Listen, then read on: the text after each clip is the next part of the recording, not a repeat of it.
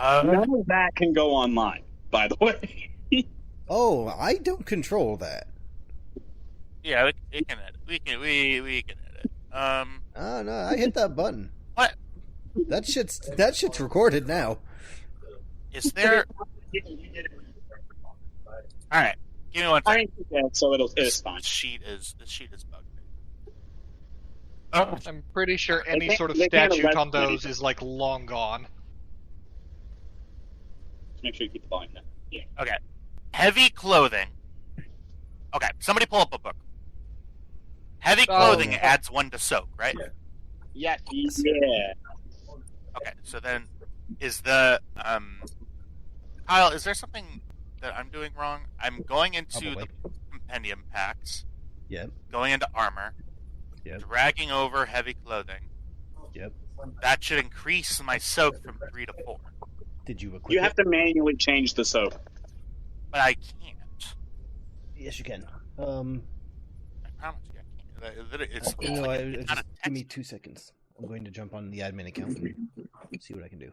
Okay, yeah, it's That way- Make sure I actually do the right thing.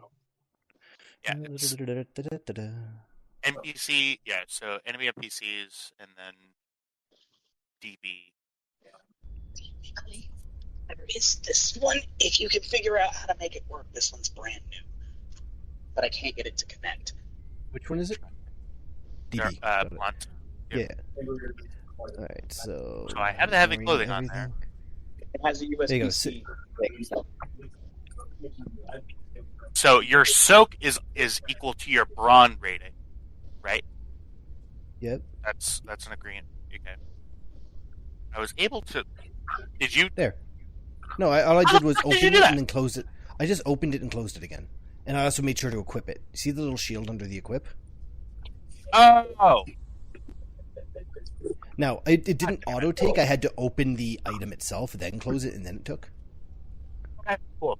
Okay, that's great. Just- Awesome. Thank you. Yarp. I was rather busy today. Who has 3 base soak? People with heavy brawn. Anybody who has via brawn?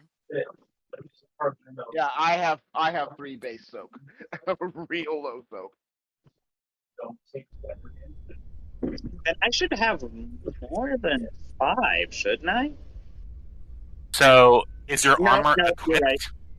Oh, Yes. Okay, so this armor that I'm wearing has 2 soak. I have 3 bronze, so that's 5 soak.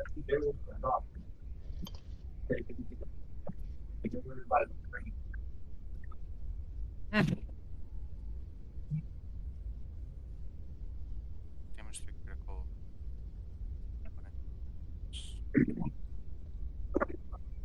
Stun setting, incidental.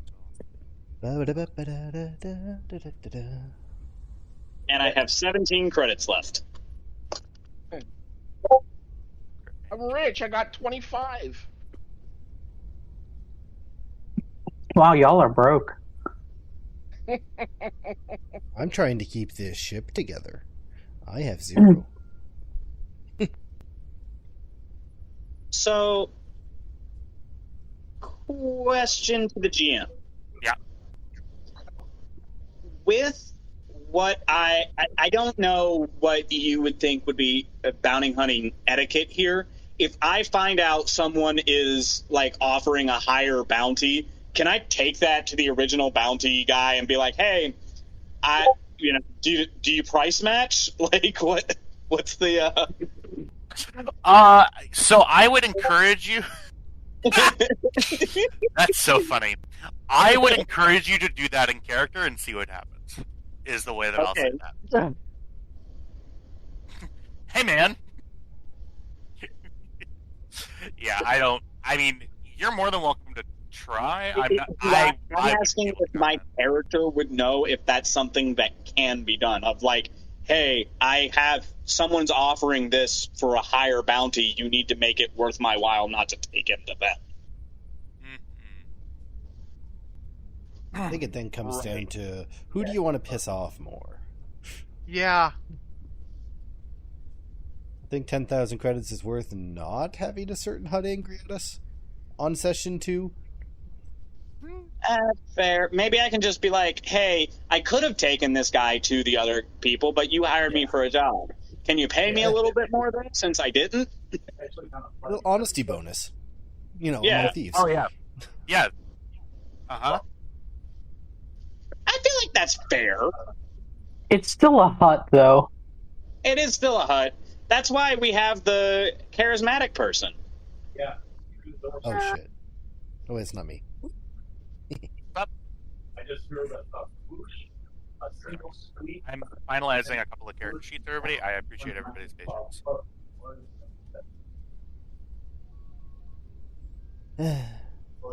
This week's banter is not nearly as good. Jesus Christ. Gotta I'm spice sorry? It up, Last week's banter was great. you gotta spice it up.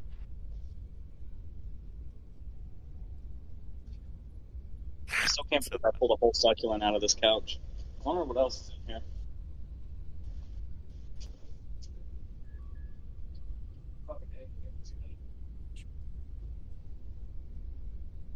Kitty!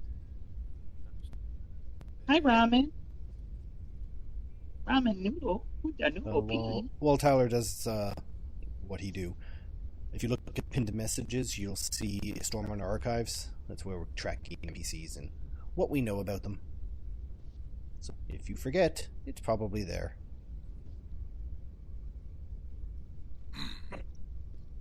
And then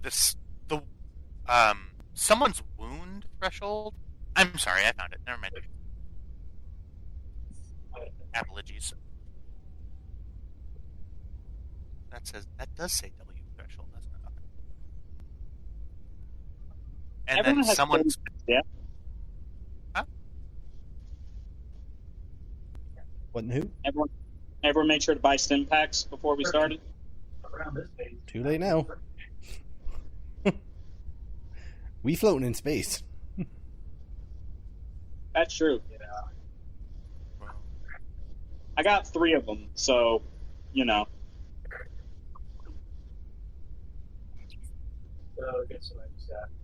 excuse me.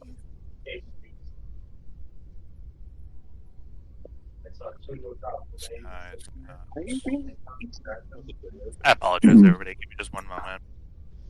So we don't have any base defense. Unless you have an item, unless you have some sort of inventory equipment or Right. So, like, our character themselves has no base defense. That's correct. Yep. Okay. Is there such a thing as shield generators in this game? Like personal shield generators? I don't. Yeah. That's a good question. I'll look it up. You keep working. Okay.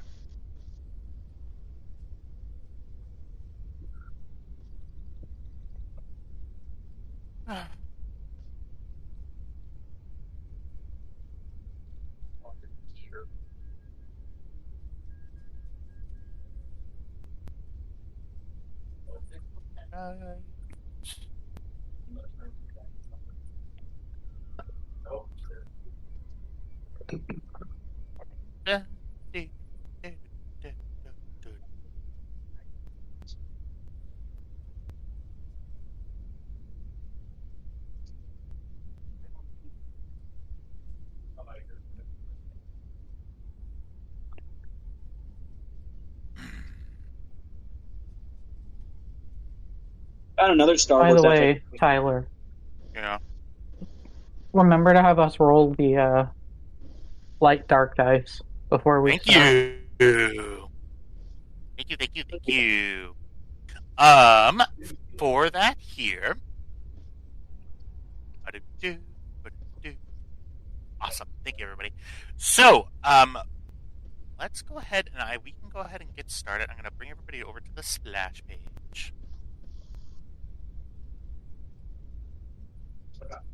I'm assuming everybody's ready. Yeah. All right. Ready as I'll ever be. Yep. So, long time ago in a galaxy far, far away.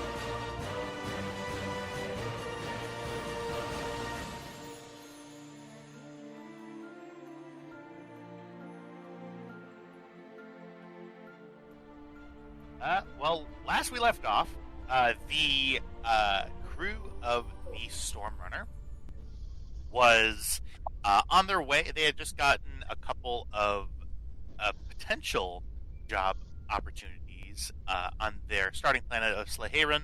They are now in transit to the planet Formos.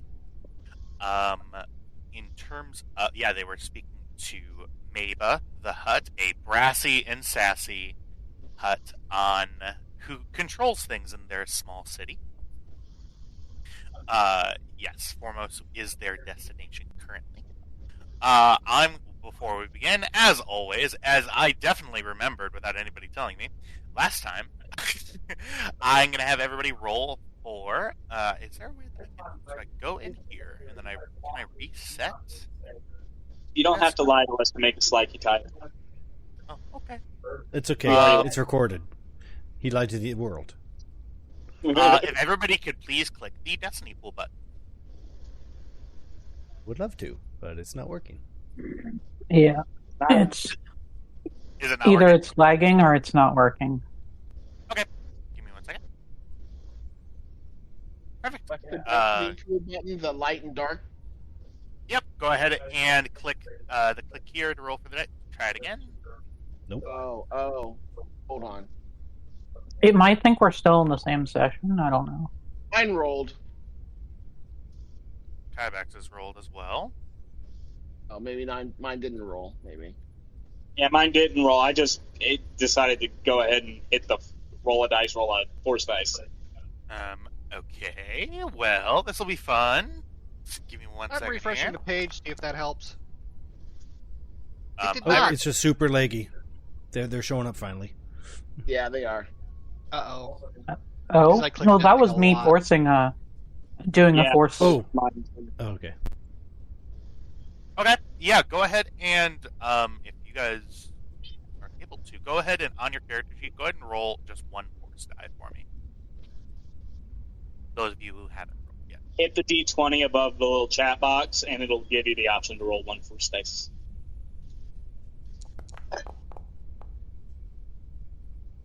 Ooh. There we go. Ooh. Oh, I don't know how to do that. I'm sorry. Oh, No, I see. I see. Got it. I got it. Yeah.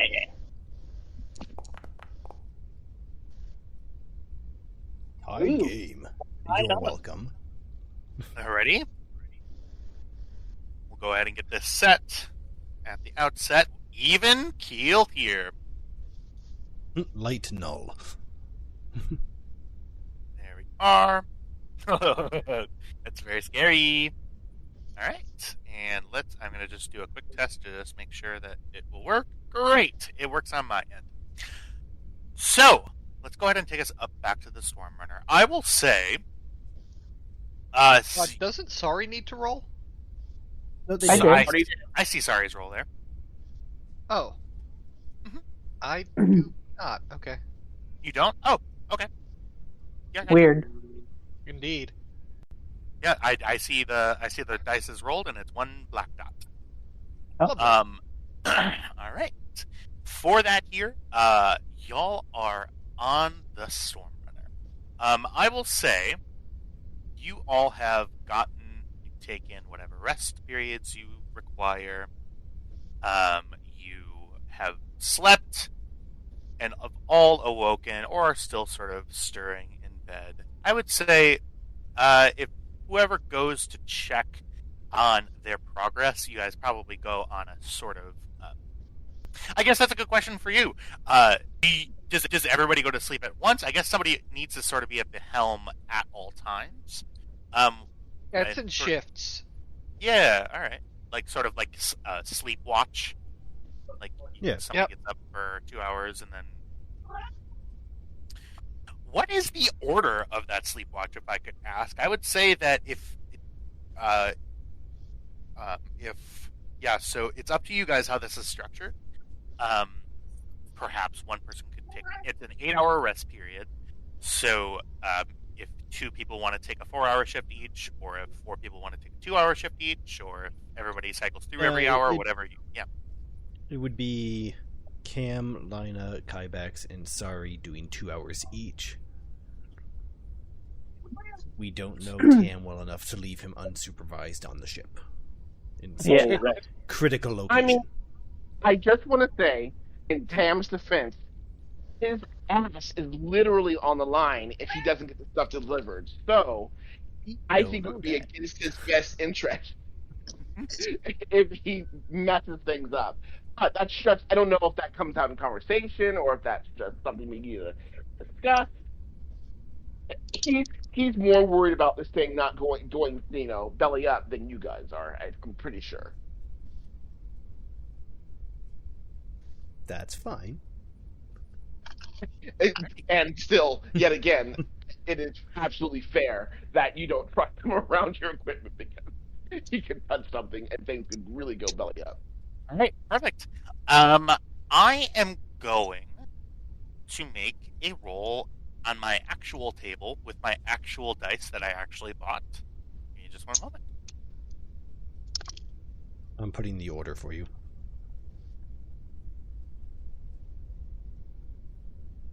Oh, thank you.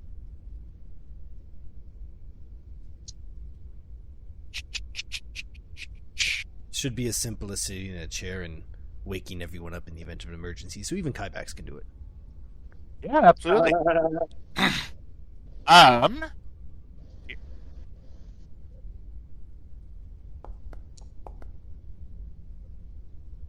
Kybax. Yep. You and Cam sort of passed as ships in the night. You took your first little. What do you do in your first 2 hours, like your rest period? You know that your shift is coming up in a couple of hours. What are you doing? Are you going to sleep? Are you? I think Kybax has that soldier thing of like put him in a vaguely horizontal position and he'll go to sleep for as long as he can. Right. So it's like lays down, out. Right. Gotcha. Cam, you watch. You hear behind you everybody's doors sort of zip shut. Oh, and actually, give me one moment, everybody. I am going to. This might actually kick everybody out. I am actually in the wrong user account. Give me just one moment. Up. That should have all the same. Oh, and it won't have the sound part. Yep. All the same permissions without the 30 to 45 minutes of work. Yep. For sure. I'm back. Sorry about that. As we, Cam, as you're sort of sitting, you're watching the low glow in front of you. The time passes. It's rather uneventful. You take a look. Are you scanning for anything on your way from hyperspace? Are you taking any readings? Are you looking into any information while you're awake? Cam's just gonna make sure everything is running smoothly. To my knowledge, there's nothing to scan in hyperspace. Yeah. For that, I suppose. Yeah, I guess you're right. Yeah, I suppose. Whales.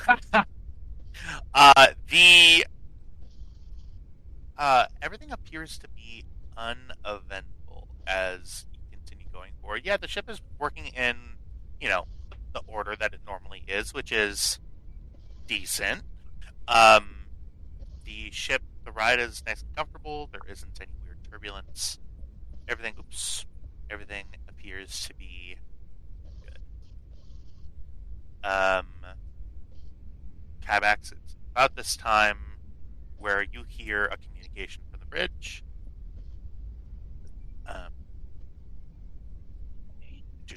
Immediately gets up, puts on his helmet, and leaves and goes up to the bridge.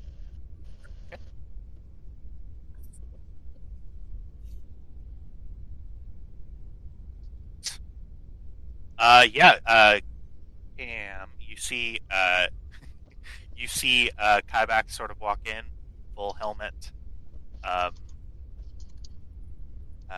come in to relieve you. All right. Get to bed, Kamika. No. Keep it running smooth.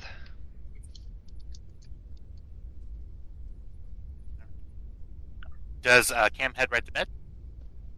Yeah, probably.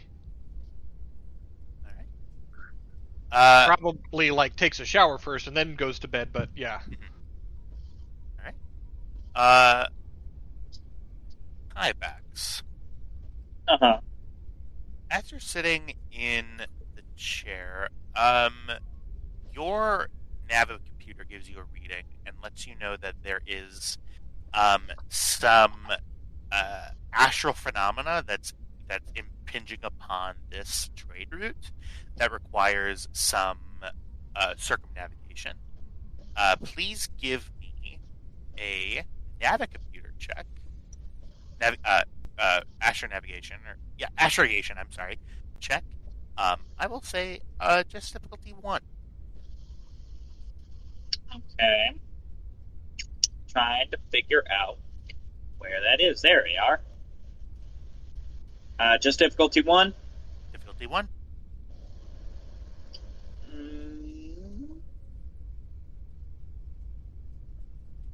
Is there any way to get a boost die on this?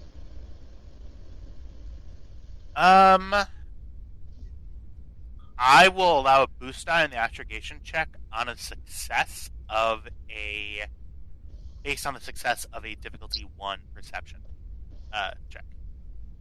Perception check? Yep. Mm-hmm. Okay. Let's give it a shot. All right. That'll do it. Perfect. Yeah, add a boost die. All right. Investigation. Ba-da. Ba-da. Ba-da. Ba-da. All right. Perfect. Yeah, you that's a great roll. You see, number one, you see the effect coming. It's not sort of, it wouldn't be really dangerous for the ship at all, but it's something that the computer would automatically navigate around, costing you time. Right. Sort of on your sort of 10-hour journey. You keep it at the 10 hours, and actually you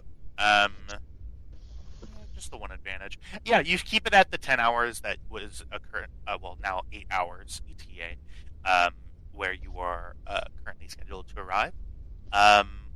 You get past it. There was a solar storm in interstellar space, and you successfully navigated around it. Your watch. Perfect. Your watch continues. Is Kybax doing anything other than monitoring the drive? I think he would check. I mean, he's got HoloNet programs looking for any information about the armor that he's looking for. So I think he'd basically go through his news alerts, of anything tagged in any level of the HoloNet about his armor that he's looking for. Okay.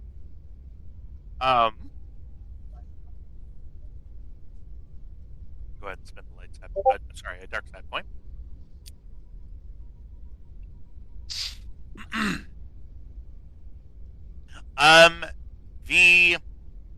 The automated search has sort of come up short.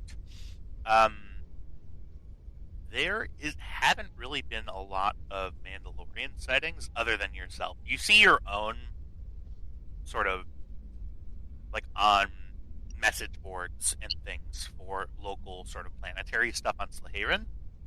Right.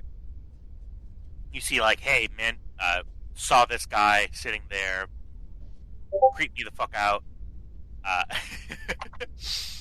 can't tell what he's looking at. Yeah. Is he looking at me? Is he not looking at me? That weird thing on his helmet is looking around. I don't know. Okay, Dude people totally are joining him. cock-blocked me. Right. And yeah, other than that, you're not really seeing any other mention of any sort of errant Beskar armor. I'm real interested to know what caused those that dark side point to flip, but I guess I will never know. Suppose you won't. I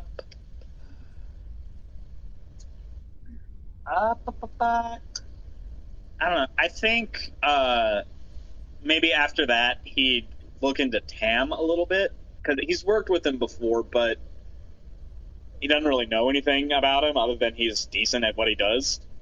So I think he'd look into Tam's presence online. Okay.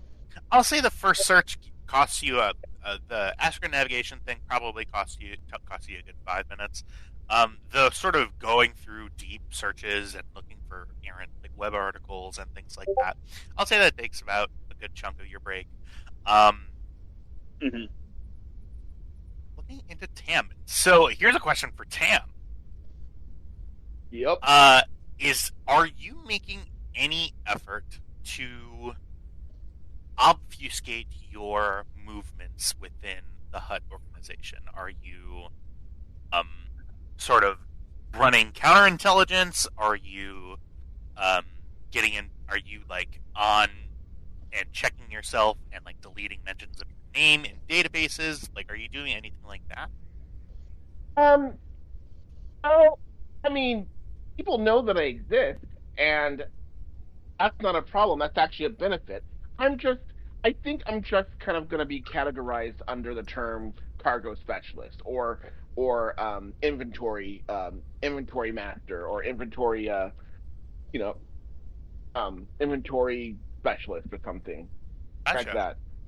I think Has that Tam been involved in anything- I'm sorry. I was going to ask, has Tam been involved in anything extra legal that might have made the papers? He has, but I don't think that his involvement is necessary. Oh, yes. I'm sorry. I am so sorry. Yes, he has been involved in something extra legal recently. Yeah. That Don't share. He has to find out on his own. yes. I mean, how about this? He has an arrest record. Let's just say that on Sleheyron. And so, final question, and then I'm just trying to determine if this is an opposed roll or if this is something that just if you search hard enough, you can find. Is Tam trying to hide the fact that he has an arrest record, or is he just sort of letting that be? I don't think that it's in Tam's ability to hide the fact that he has it because he was arrested by the Empire.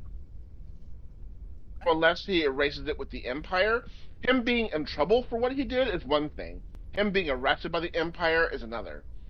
And so, he is not in trouble with the Empire because of what he did. Gotcha. For one reason or another.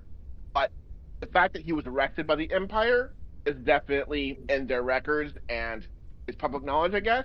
He can't. Yeah, for sure. You know. Tam, unless you have already sent I'm not sure if you're sort of spitballing at this or if this is something that you have planned. Go ahead and shoot me a message. Yes, I did. I feel like I did send you this. Okay, cool. Yeah, for sure. But I will resend it to you for sure. Oh, I found it.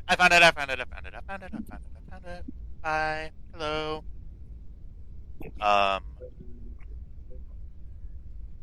Yes, that's the document I was looking for. I will go ahead and state, due to the nature of that, how hard are you looking, Kyvax? I think the very first place he checks is the Imperial databases for criminal stuff, because that is within his purview as a bounty hunter, and I think if he finds anything there, he digs deeper. Okay. Go ahead and give me... Yeah. Okay. This is fun. Go ahead and give me a computers check. This is gonna be kind of a high difficulty roll. This is gonna be difficulty 2. In which case, I will. Yeah. So, gotcha. Yeah. Yeah. Sure.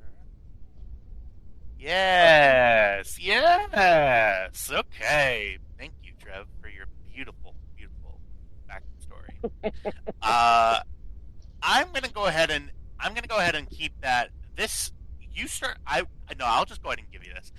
The Kybax, you go into your normal areas of looking for criminal records. You look up, you find Tam Bayless's name in a list somewhere, but as soon as you attempt to access, you see that there is, a couple of like very petty like breaking and entering, um, not and the, you see breaking and entering, like loitering, like some Imperial officers being assholes and charging for loitering, and then there is a fourth entry that is completely redacted. I definitely try to look a little bit into that. Um, you, yeah, so. Are you trying to circumvent the Imperial data net? Is my because currently with your current credentials, you do not have access to it. This is something that you would need to speak to somebody in. You're right. Yeah. But the entire Imperial network has been falling apart, so maybe he knows some old officers' credentials. Maybe he tries, just tries to get around it. Okay. Yeah, all right. Go ahead and give me. I'm gonna say that this is gonna be a difficulty. Give me just 1 second. Sorry, everybody. Go ahead, and I'm gonna say that this is gonna be a difficulty 3 computers roll, but I will give you a boost die due to the fact that the Empire is currently falling apart. Okay, so I spent a light point to upgrade a ability die to a proficiency die. Mm-hmm. 1 boost and 3 difficulty. 1 boost, 3 difficulty. All right. Sorry for all of it. I'm still getting used to clicking the things. I'm sorry. I failed. You did, yes. And there are no disadvantages. That is very good for you. Yeah, you as a matter of fact, you do know some of your old, like, not handler people, but just people that you got jobs from in the Imperial Bounty Office. You know some of their credentials because they needed you to access their files for whatever reason, like in the field. Right. Their credentials are not sufficient. You were probably dealing with, like lower grade lieutenant officers and lower. You're not, as a matter of fact, it's not even telling you what class, what rank, or what security clearance is required. It's just flat out redacted. Interesting.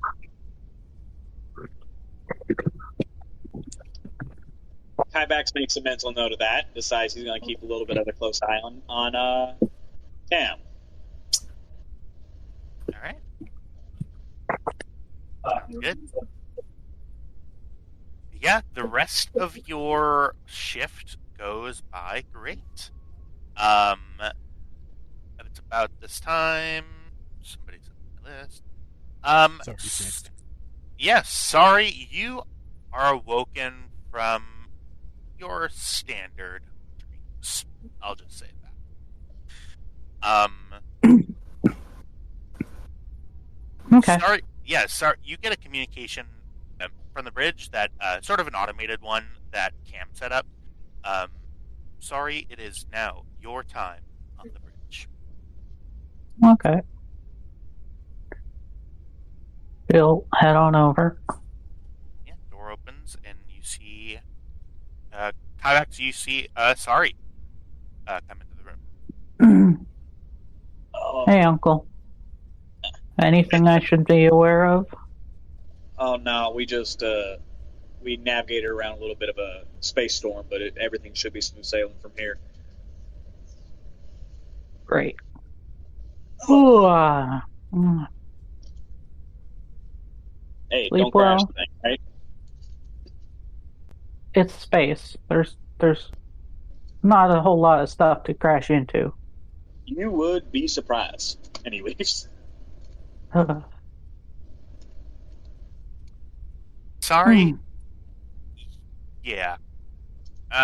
Your brow is. You feel. Your dreams have been getting worse. Over time, I would say over the past couple of months, they've been getting more and more intense. And they all end the same way. I imagine she has trouble sleeping at that point. Yeah. Your shoulders sort of tense as you sort of sit in the pilot's chair. Your neck, you just feel like you are sleeping. Not great at all. Your neck has a crick in it. Does Sari do anything to try to center herself right now?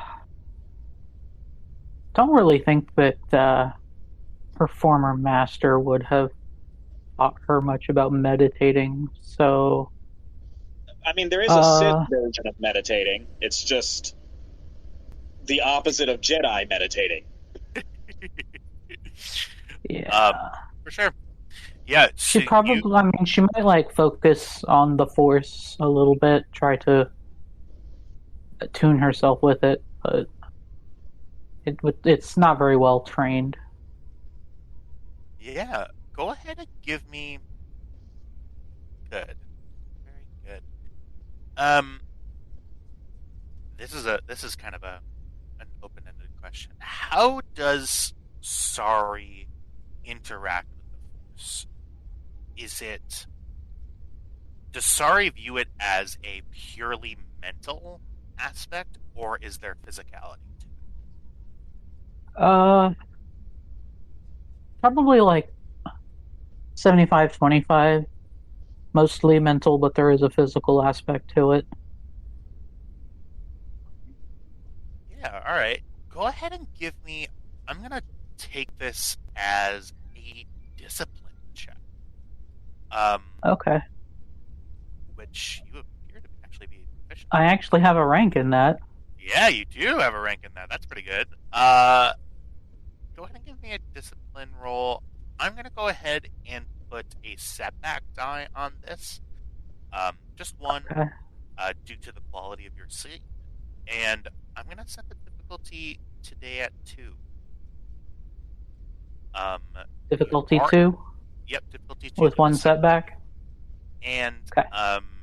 You as a reminder to anybody, you can upgrade.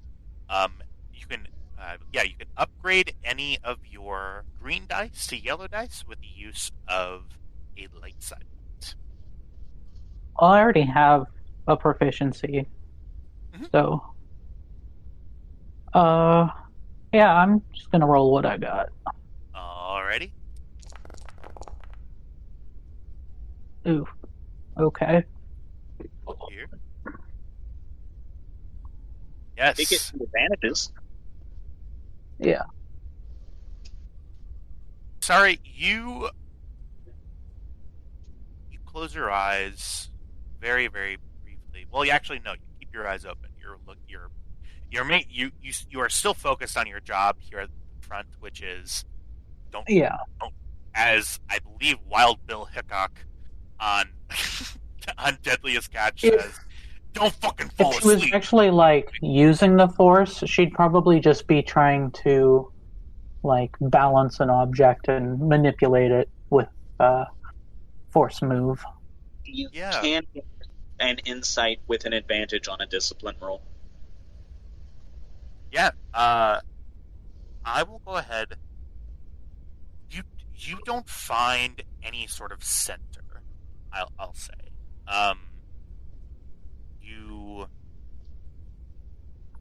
You try to focus. Your thoughts tend to go where they always tend to go when you're alone, which is to the experiences with your previous master, and you remember that an interesting fact, and that is the person that you were sort of latched to, that frankly kidnapped you.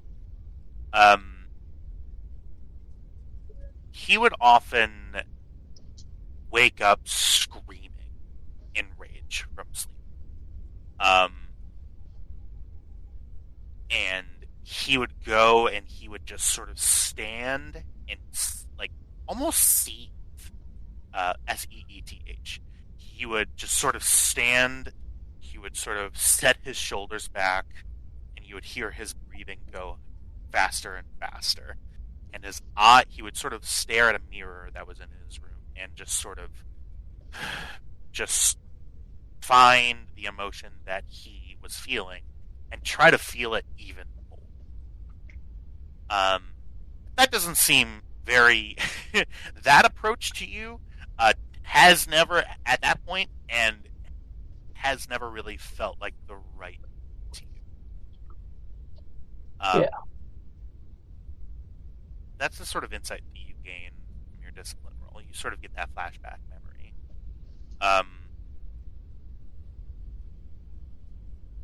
As you sit here, is there anything that Sari is doing other than monitoring the ship? Yeah, I mean, she's probably trying to practice the Force a little bit. Yeah. Just sure. like as a small object, something hopefully not breakable, that she's just trying to manipulate, move around. Absolutely. This is fun. Okay. For this, I need to go outside of the Edge of the Empire book and go to the other one. Give me 1 second. Force and Destiny, or Unlimited Power. Unlimited Power. And just 1 moment here for me. Stand by. Chessa frustrated with me already. Ah, this fucking guy. No, sorry. No, you're okay. It's Ooh. your rite of passage. Yes. I'm just tired. Gotcha. Totally. And talent. Okay. There is an area in which... Great. Most force powers and force talents provide the user with a temporary effect. They can accomplish something and then... Okay. Or most talents that provide a temporary require the character to spend 1 or more force points to activate the power or ability. How many force points? You have currently 1 force point. I will since you're not doing an ability and you're not like using, you're just kind of fiddling with it. I'm not going to charge. Yeah, that would be really mean to charge. Like, you know, at the beginning of an episode, charge you your 1 force use. I go ahead and I'm going to give you another crack at a. Let's find a willpower roll here for you.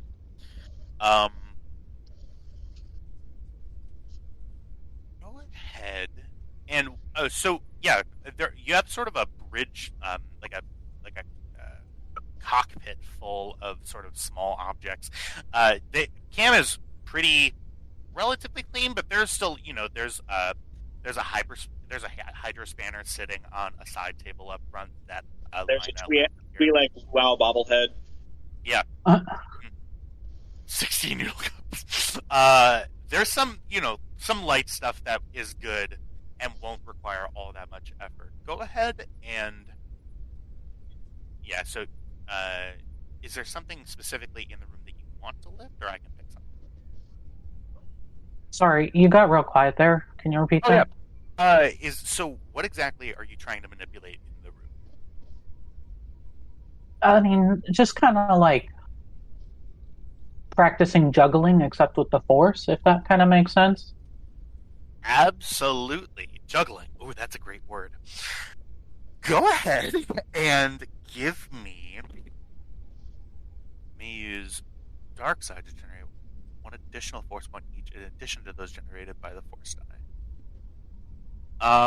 Are you tapping in to the.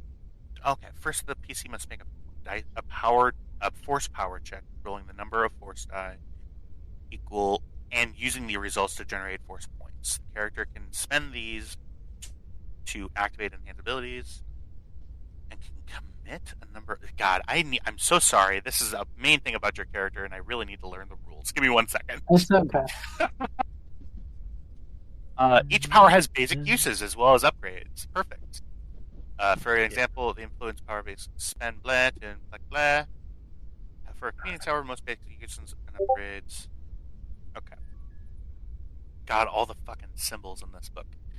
1 second, everybody. I'm so sorry. Okay. So strain equal to so there's conflict equal to force power, strain, force power breakdown. Okay. And so it would be which exact power would you be using? I'm sorry. Move. Move, yeah. Okay. It's one of the control ones. Move! There it is! I have strength, range, hurl, and pull as Gotcha. Oh, thank you. traits or whatever. She do be hurling things. I mean, I hurl my master. Oh, yeah. Perfect. Go ahead. And this is... I'm so sorry. I'm just trying to see if there's an actual thing that you're supposed to roll for this. Nope. Okay. I'm just going to make it up. Because I'm not going to sit here and learn the rules on the clock. Go ahead and give me a discipline roll again. This is going to be... I'll say if you're fully juggling multiple different objects, I will say juggling is for 3 objects, so I'll say discipline check difficulty of 2. Okay.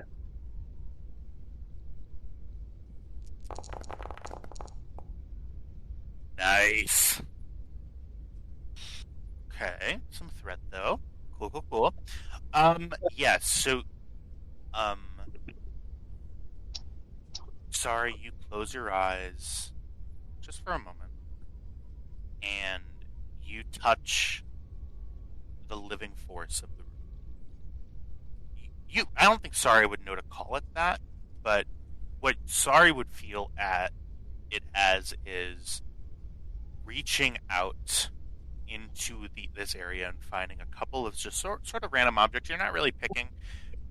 You grab a noodle cup, a sort of a half of a disassembled hydrospanner, and a like a coffee mug, and you feel them. You don't see them. You feel them rise up and begin and settle in your hands, and they sort of move one at a time, sort of up in sort of a triangular motion. And you open your eyes and you see that you're doing it. The objects are moving of their own accord, but no, you're moving. And as you this excitement sort of builds up within you. And as that excitement builds in, a smile creeps on your face. And you tilt a noodle cup back, and it spills on your lap, full of broth. Oh. And you lose your concentration. The coffee mug, which is metal, clangs to the ground, and the hydrospanner sort of flings behind you, sort of against the back. She sighs. And that ends your turn. Oh, thank you. God. Save later with Dropbox.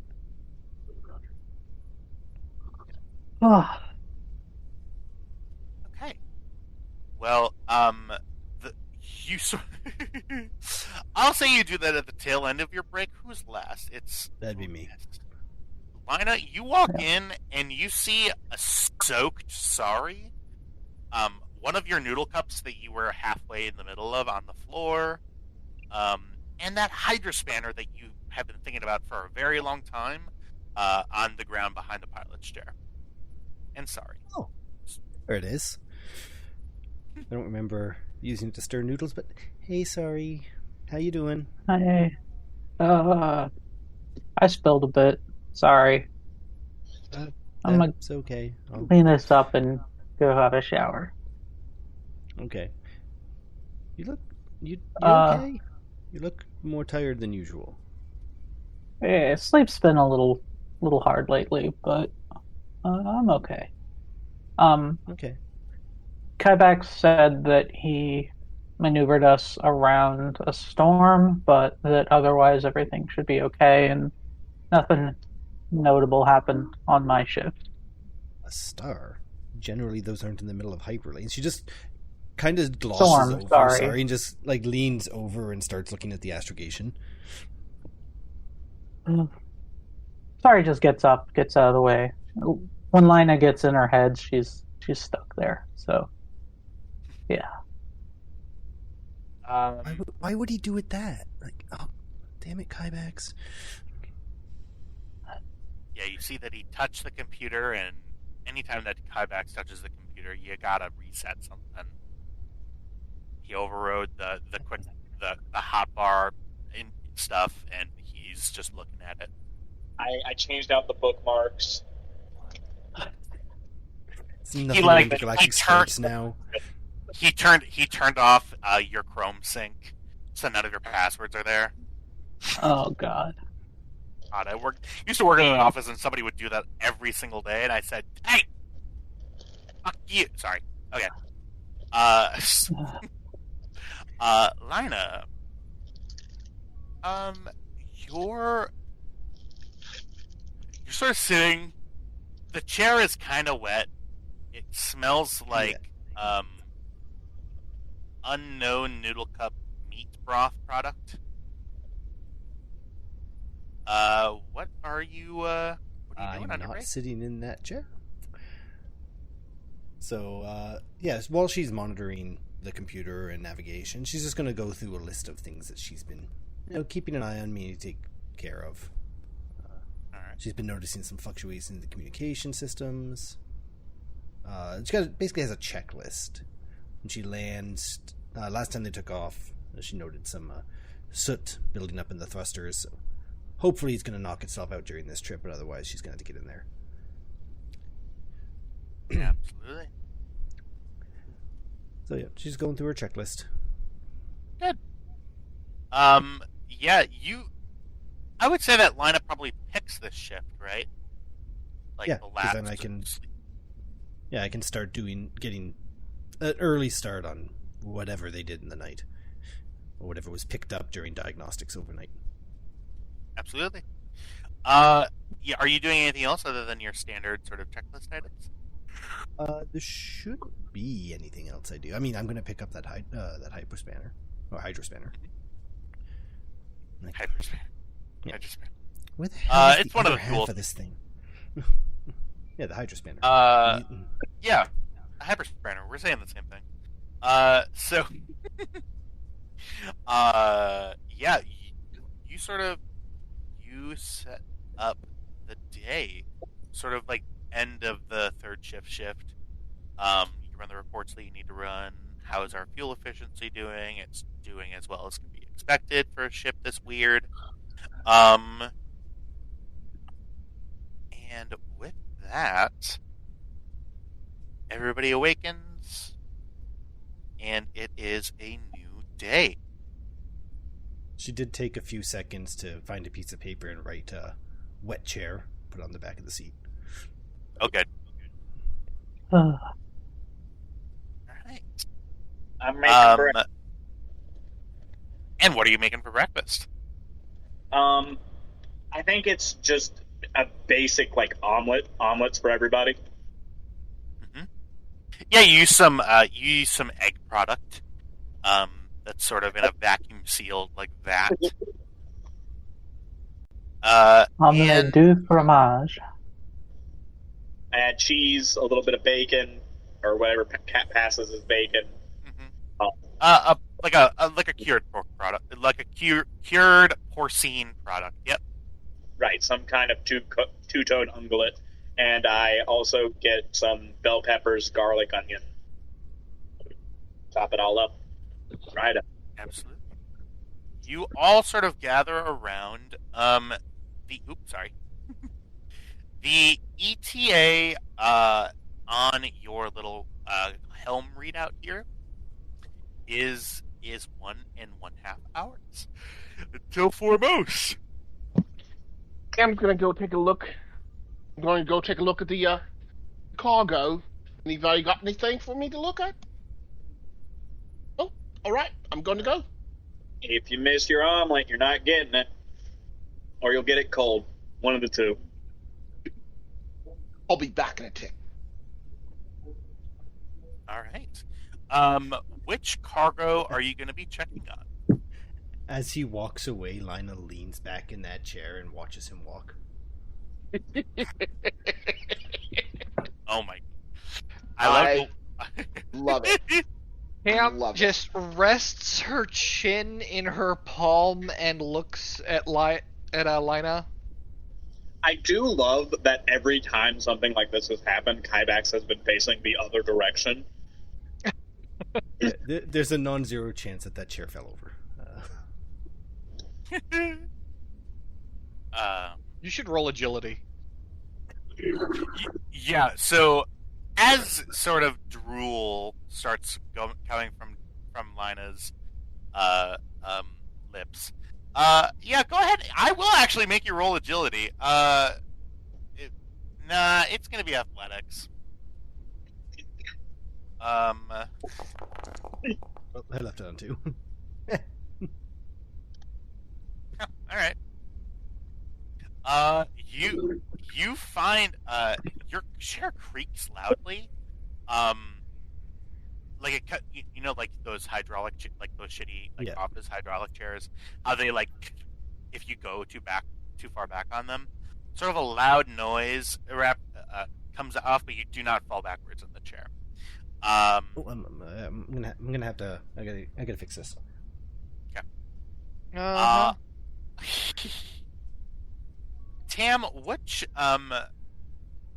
cargo are you going for? So there were the sort of to remind myself.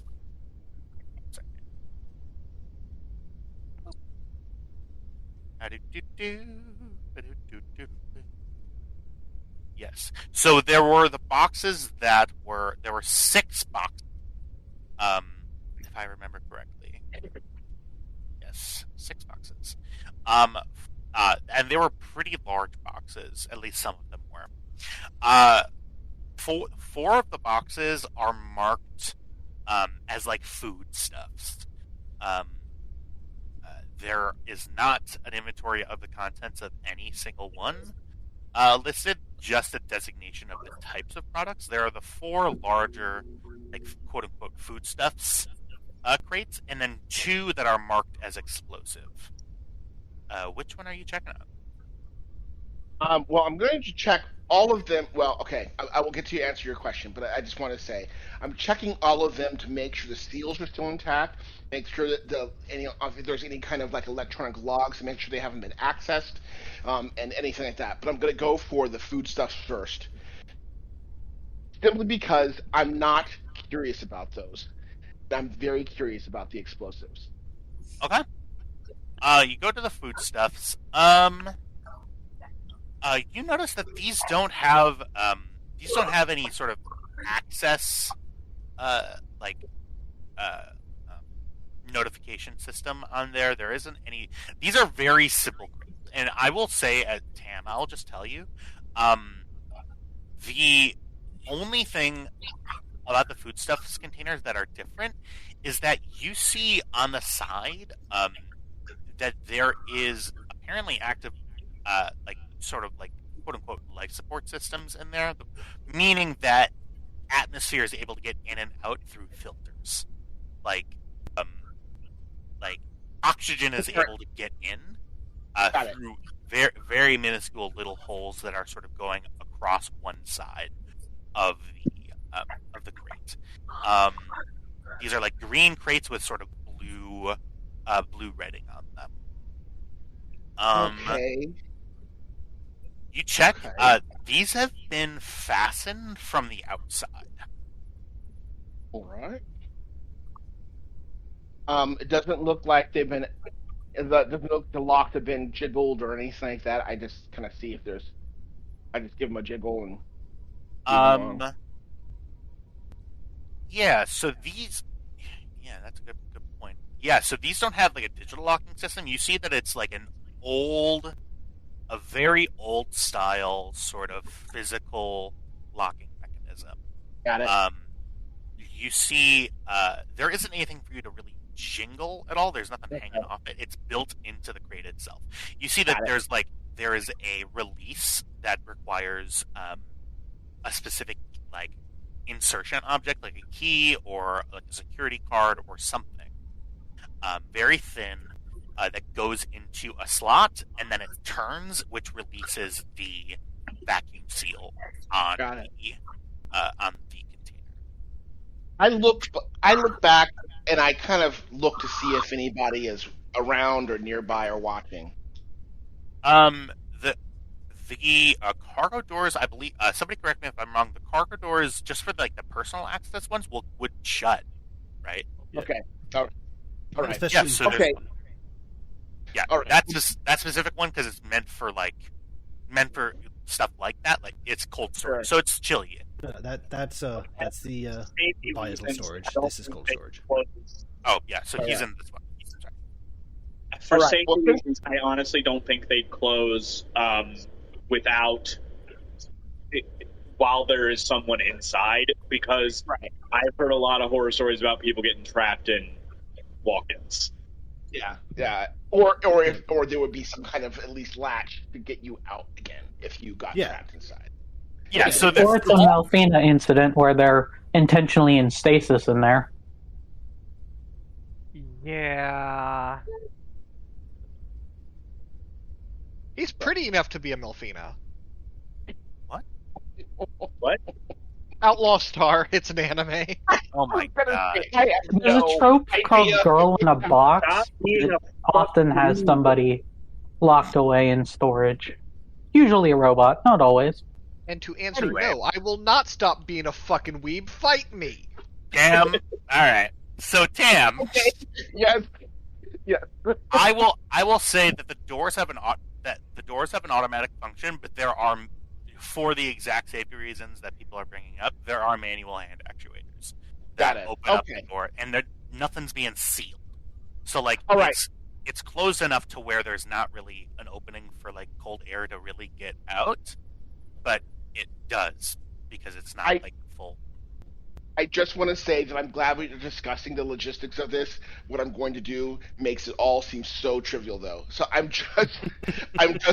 look back behind me to make sure no one's coming inside, and I look through the little grates where the air can go in, seeing if I can see anything that's inside there, or smell anything that's coming out, like a scent of like mint or basil or something like that. Mint, basil, or corpse? Yeah, I meant basil or corpse. Exactly. Since it's refrigerated, I'm assuming that I can't, like, there's no human life in there no humanoid life in there, or even no sentient life in there, because they would be, pretty dead if they were frozen for hours and hours. You smell and look into these crates. You don't really smell anything distinctive. Things that are cold often don't smell particularly much. You obviously have not opened up my freezer, but that's okay. Well, yes. I'm a very clean person. Gotcha. You look in through the crates. It is very, it's very dark, and the slits are so that you're not able to really see all that much. You do see in the boxes, you see like containers of something. Okay. you don't really. You see, yeah, in the 4 boxes, you see containers of. Go ahead and give me a perception check. We're smuggling Girl Okay. Scout cookies. Go ahead and give me. Yeah, go ahead and give me. I'll say a difficulty. Since you're going through a really small slit, I'll say difficulty. Difficulty, I'm sorry. Difficulty 2. 2. All right. Difficulty 2. All right. Here goes. I don't know what happened. Oh, okay. There we go. Yeah. You do not succeed. I wouldn't say you failed because you sort of evened out, Yeah. but I will say you do not know exactly what is inside of these containers, but I will say that they are marked as something that is. They're marked as food stuff, and they are Okay. held in containers that you have seen as a cargo specialist, traditionally liquid. Got it. You see 4 sort of cylindrical, sort of like futuristic metal barrels. Okay. 4 of them crammed into these big boxes of fluid. All right. Okay. Well, then I get up and I move on to the explosives. To the explosives containers. Hold on just a second. Sure. Yes, I move on to the container to the explosive container. I'm sorry. Absolutely, yeah. For that here, you go into the other. I'm assuming these are stored separately, right, guys? Maybe I don't know if Okay. Yeah, the explosives would be stored separately from the cold storage. Absolutely. Um, Safety first. yeah, safety first, absolutely. That's my motto. For this here, you see. Excuse me. Yeah. So these boxes are no joke sealed up. These boxes do have a computerized latch to them. Yeah. They appear to have a numpad, a small computer layout, and a sort of computer readout. Excuse me, and Okay. an area that's designated as biometric security. Okay. So something you've seen these on I'll say that you've seen these in your line of work as containing volatile elements. They are only marked. They are small. They are, I would say, like trumpet case size. So if you can envision Okay. that, sort of a rectangular, and sort of tan with sort of white piping, and they just say explosive with sort of like a danger icon that you've seen Okay. before. I want to check the lock, the electronic lock, to see. I want to see what kind of. Okay. I don't want you to get ahead of me here. Okay. I want to check the electronic locks first to check and see what kind of lock and what kind of electrical countermeasures should be taken to open or break the lock. What kind of lock it is? Okay. Yes. What kind of a lock it is and how difficult it is to break into it. And if it's above or below my level of skill, for example. I don't want you to get ahead of me on this. I know, I get you. Hey, I'm not taking this for anything. Okay. You have seen, so the specific mechanism, do you access, like, the computer system on one of these screens? Well, Like, do you go and, like, activate it? You know what it is? I'm kind of like looking at it at first.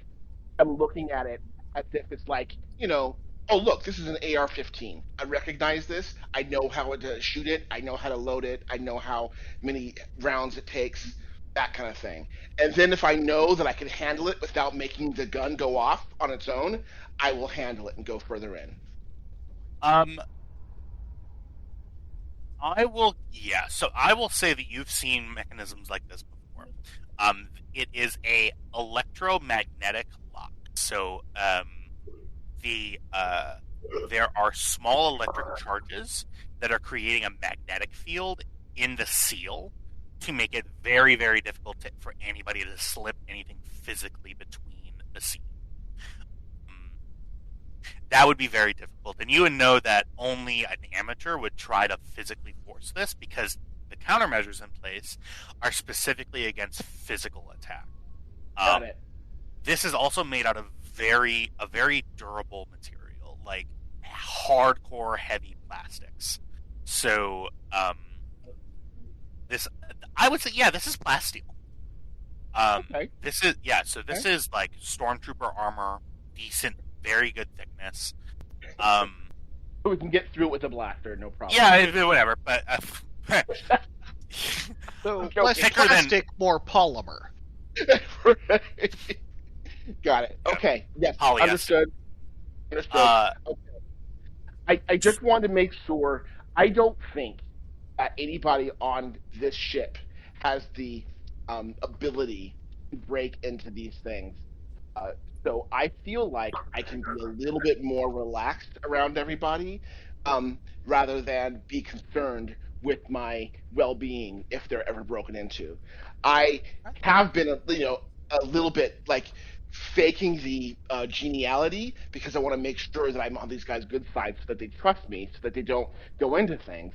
But at the same time, now that I know what kind of locks are on there, I know that I can relax now that I know that everybody is kind of not able to get through here. yeah, So- beneath your level. Yeah, gotcha. Yeah, exactly. I'm better than these guys.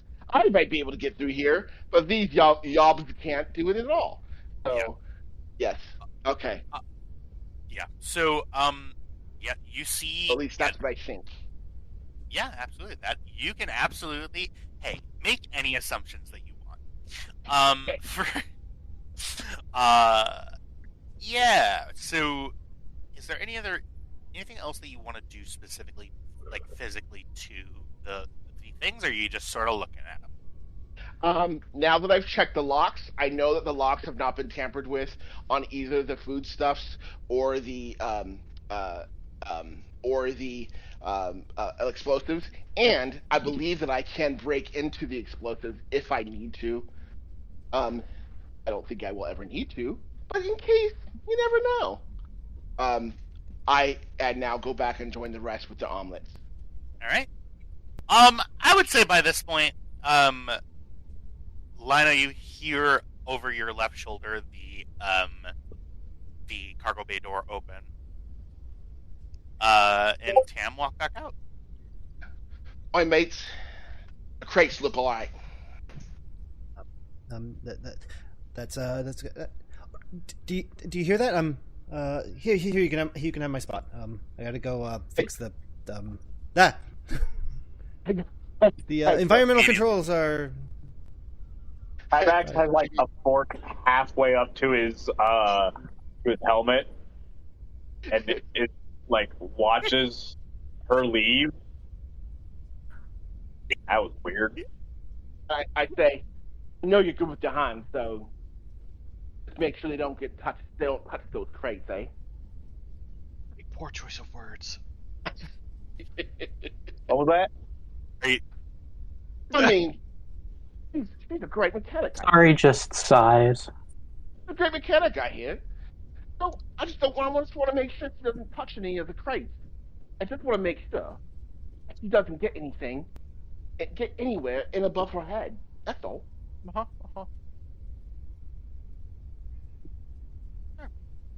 What? Kymax, how are you eating? So what he does is he takes the bottom of his helmet and just pulls it out just a little bit and gets a fork up in there. And in Kybax's defense, we did discuss this last week as well. And I was going to ask, but I forgot if it was that the helmet raises up or if he eats underneath the helmet. I remember this specifically. God, that's just such a funny image.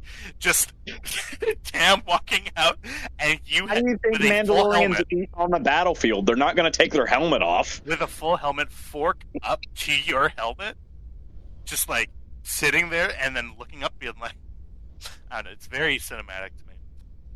It just made me laugh. Okay. Is there anything that anybody else would like to do? I'll say that you have about an hour until you are within range of the foremost spaceport. I don't think so. Oh, All right. everybody So- should make sure that they are armed before we leave this ship. Preferably as heavy as you can get armed. We're leaving. Oh, like all of us? Well, I don't know if you're specifically leaving, but some of us are, and if any of us leave the ship, we need to be armed. This is not a safe place. Don't Oh, worry, yeah. darling. You leave the I'll ship. take care of you. Be I'll armed. make sure you're safe. You should be fine, Lina. Thank you.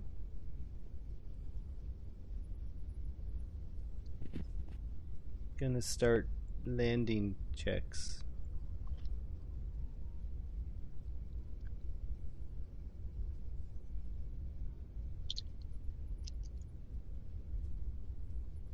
Is she all right? Lana's acting kind of funny.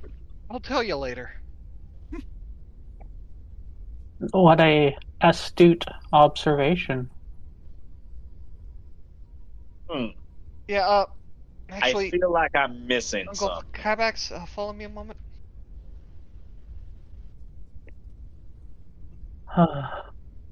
Secret cargo base. Wet chair. Once the door's closed, has it entirely escaped your notice that, like, every time Tam's back is turned, Lina's staring at his butt? She's what? I She haven't has a seen that crush. What? And Oh, she has a crush. that's actually hilarious. It's kind of cute, I think. But yeah, just don't mention it. We don't want to embarrass her. Okay, I mean, but I is feel like I Kybax got the kind of guy to pull Tam aside, put a gun on the table, and be like, "So, What are your intentions with my niece?" If uh, if it ever goes anywhere beyond her looking at his butt, absolutely. But at this point, she's an adult. Kinda. So yeah, just keep it on the down low, right? All right. I will break his head with my boot if he hurts her. If So we're clear.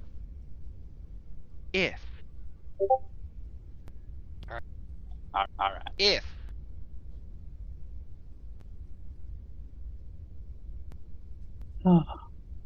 Kybax, Tam noticed the visor like lingers on him for a good 30 seconds, and he walks away. this is gonna be an interesting trip. when Cam gets back, she finds that some of her omelet's missing. I want to be surprised, but I'm not. Alrighty then. Well, I'm going to call a 5-minute break. I got to go to the bathroom. But I will be right back, and we will go ahead and move on to Foremost. Perfect. I will be right back. 9:10 my time.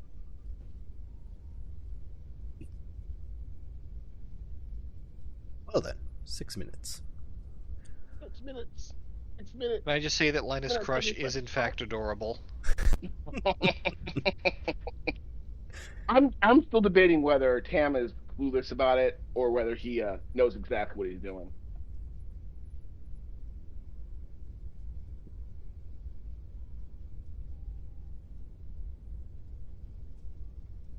Okay, I'll be back. I just hope for Tam's sake, Lina never actually hears him talk longer than 2 words. Yeah, no kidding.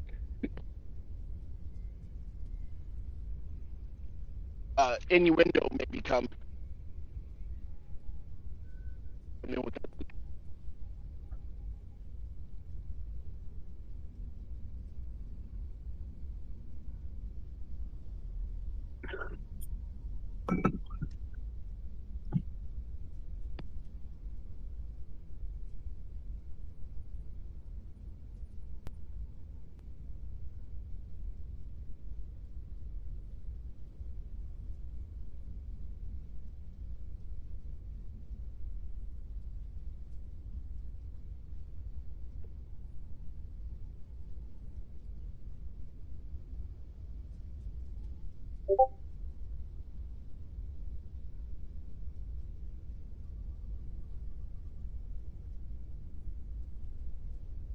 How's everyone doing tonight?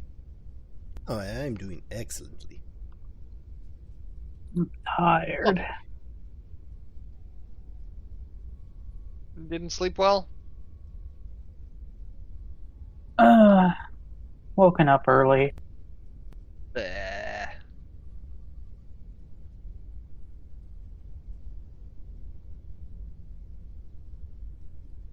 Wasn't any, bad news, I hope.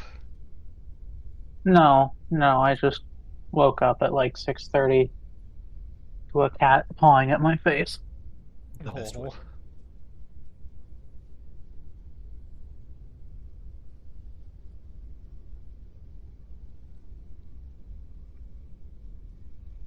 My cat's been a little shithead for the last 2 days. In all the most adorable ways. Mine has gotten ever more demanding of affection and ever happier to That's You good. big old brat. make it. Yeah.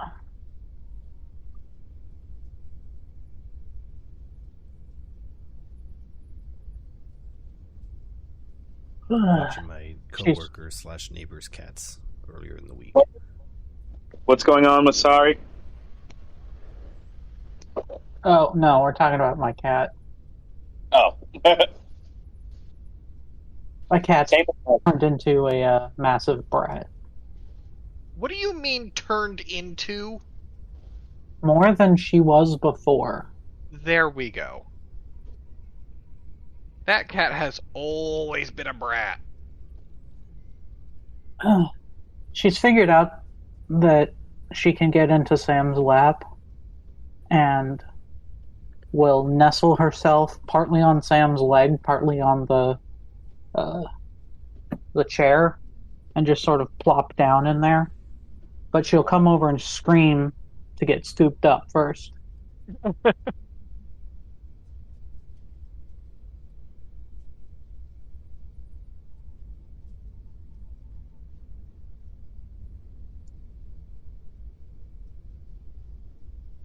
Lola just sat up, growled at the window, and then just laid back down.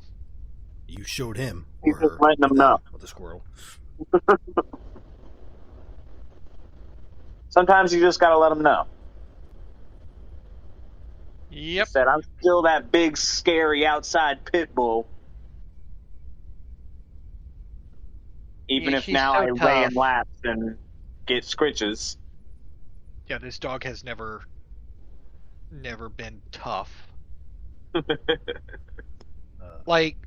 From when her previous owners would just let her roam around, pretty much all the kids know her. There's this one little girl who comes up to my knee. Anytime she sees Lola when I'm walking her, I just hear this high-pitched little girl scream, "Lola!" And this kid comes running over to pet Lola. And Lola's just like, yes, affection. My coworker and neighbor Every time I've has. ever seen a pit bull, it's always either a neurotic mess or the sweetest sweetheart to ever live. That's my Lola. Yeah, I can say that the quote unquote worst experience I've ever had with a pit bull was tried to hump my leg once, You mean best which experience? was like not that bad. And then I've had a beagle try to fucking bite my kneecap off. So Was that the same pit bull that like knocked me over? no, this was in college. I had a group project, and one of them had a pit bull Ah, that was very affectionate. and Lola heard us talking about her and has migrated from the bed to my lap. Aww. Hello, Lola. It's Lola.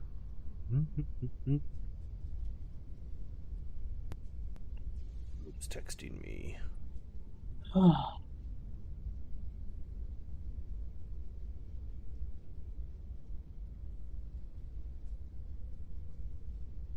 Baby girl, settle down already.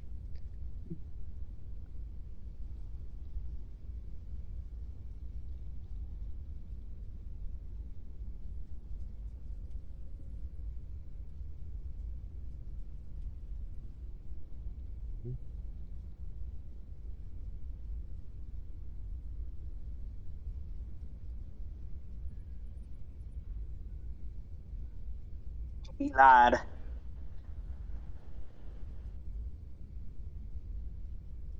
Indeed.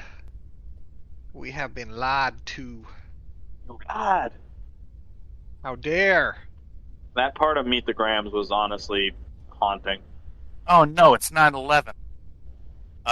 Whoa, I need to be very careful. It's Oh, literally no. the time 10 minutes past. Me- Everything you when I said was time fine travel- until you brought it up. Well, all right. Me when I time traveled to the wrong day in 2001. Oh no, my it's God. 9/11. It's 9/11. Yeah, that was very funny. Anyways, there goes all of our independent voters who watch this. Perfect. People who So- vote watch us? Yeah, I doubt it. Wait, I should rephrase that. People watch us? People, apparently, yes. 50% of our viewers are in this room. Video. Yeah, the algorithm apparently puts us in front of people, and I don't know how that works. But let's go ahead and bring you back to the splash page. That's That's the right not the right splash splash page. Baby girl, baby girl. While the nicknames help, Jacket, that's the right splash page. Oh, good. We don't have to reload when you do that. Yeah. Fuck yeah. Cool. Awesome. You arrive in the orbit of the planet Mouse. Give me just one moment here. Perfect. Okay, there is brown noise in the background. Okay. You are in the orbit of the planet Formos. Now, as you may see, due to the higher concentration of oxygen, give me just one moment. I need to make sure that I have my facts right here. Do. Oxygen.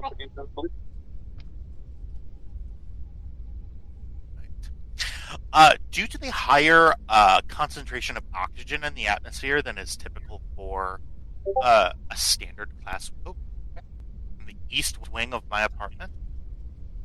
God, you have wings in your apartment. I'm sorry. I'm so sorry. Let's get focused. Everybody else focus. It's not me.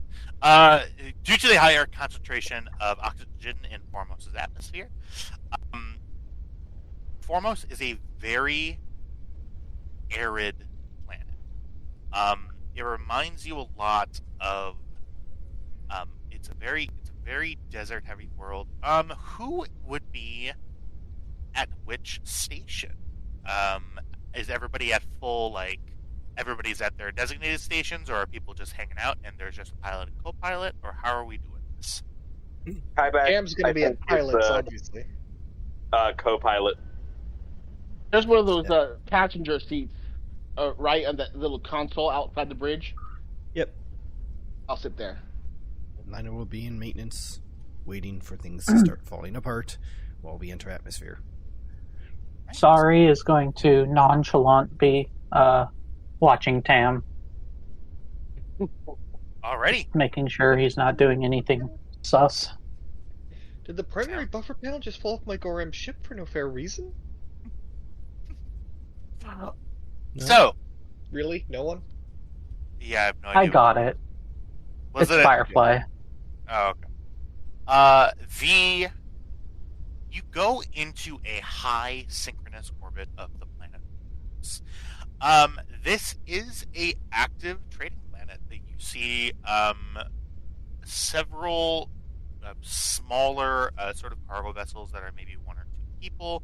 You see some private sort of small like fighter class, like personal ships that are going out from sort of Formos's station there. You see on your viewer, and actually, Kybax, if you would be so kind, since you are our co-pilot today, go ahead and give me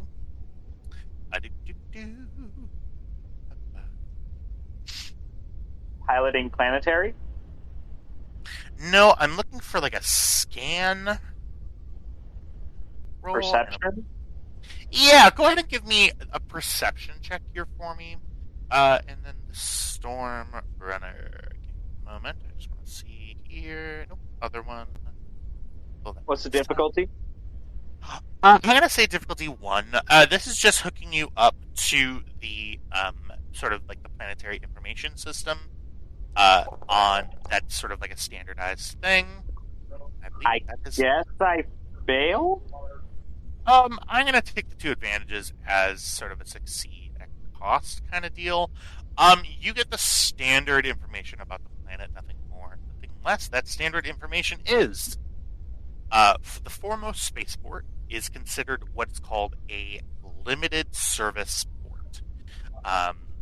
It basically consists of a large area of Duracrete that pretty much every single class, but the heaviest of freighters. So like a larger freighter than yours would have a harder time. You're probably at the maximum size for this spaceport that's comfortable.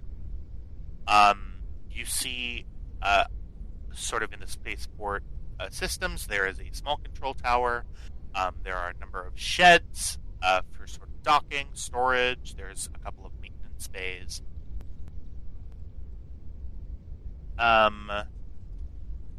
As you continue, as you make your scan and connect to the planetary information net, you receive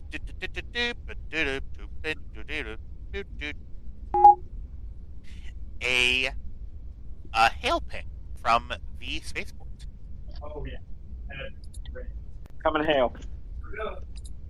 Spaceport, this is Storm Runner. Storm Runner, this is Foremost Spaceport, calling in to check in. Oh. What are your intentions? Private courier. We have a cargo delivery. Cargo delivery. Sounds good. Your intentions are then to land. Correct. The fee for our landing for your medium-sized spacecraft would be at 50 credits. Copy, transferring. Perfect. Somebody mark off. Already got it. Awesome. I'm keeping the pooled credits for the advance on the job. We haven't divided it up yet. Alrighty. For that there, you can, so you see, after a couple of moments, Kybax across your screen, you see that they have provided you clearance as well as a entry interface. You are 4th in line, and you you are sort of waiting in line for people to make their entry run to the spaceport. Would On a I scale know of- that this spaceport have a cantina? The spaceport itself. Give me just one moment here.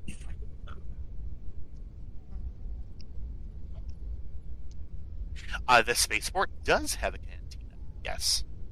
You see, in general, the spaceport's sort of a big, large area of Dura Creek, and then a couple of 100 yards, sort of further closer to sort of a small series of mountains. You see a small settlement.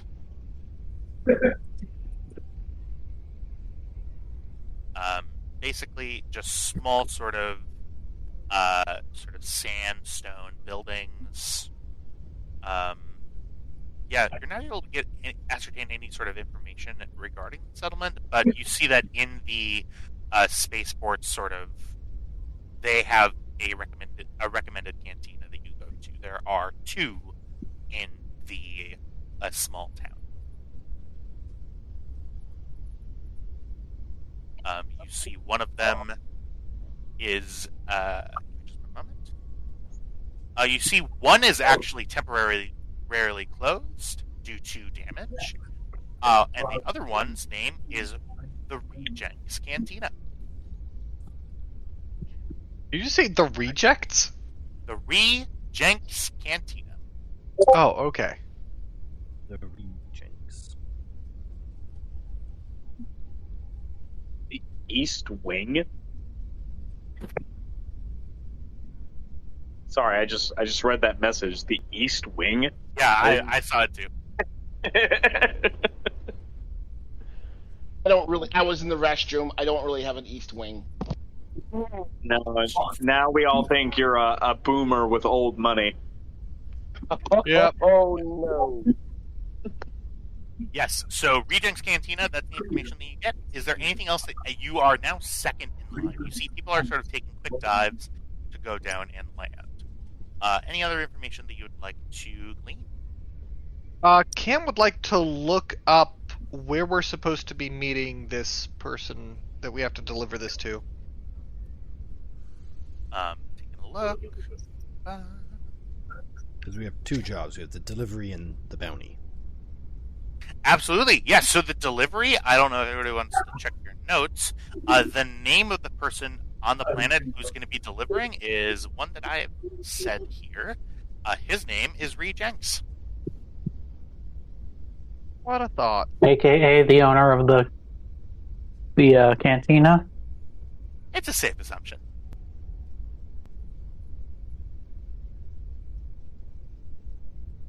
A common misconception. See, I am Rejinx. He is Rejinx. You see? Rejinx.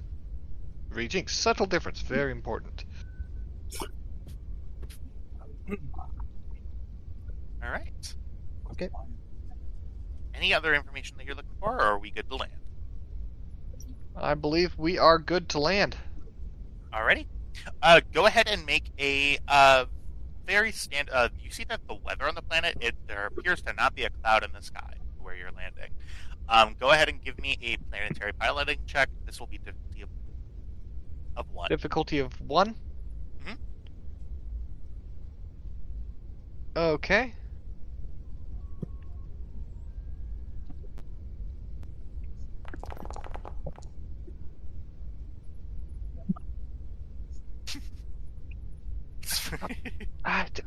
Okay. Wow, alright. Here we go. I believe in Just the one pulse. moment here. Fucking So- thermals. I mean, maybe you can use those advantages. Yeah, feel free to, if you want to take a look at the skill guide, you're more than welcome to. Give me just one moment as I also look at the skill guide. Can I roll as well as a backup? Yeah, you know what? This would be an assisted role. Yes. So, do you have training in, planetary piloting? I technically don't, However, I do have 4 agility. Yeah, so for untrained assistants, it would be you'd add 1 die to it. So go ahead and just roll a green die for me. Have a present. Okay.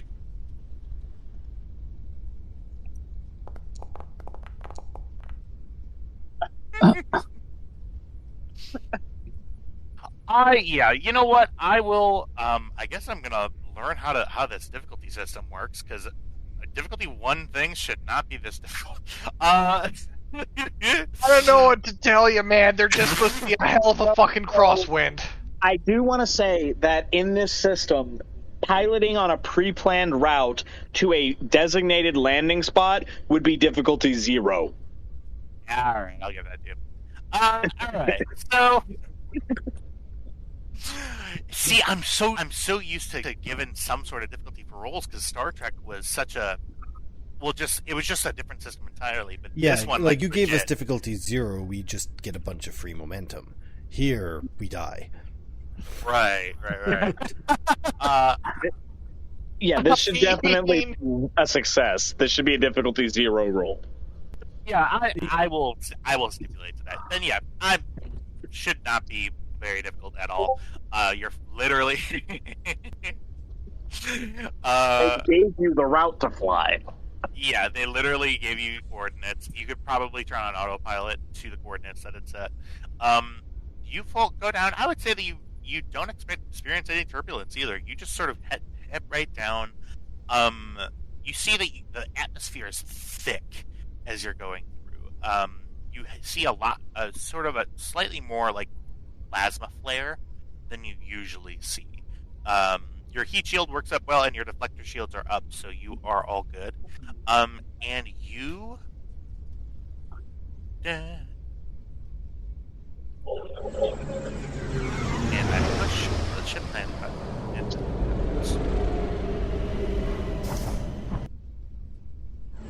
please.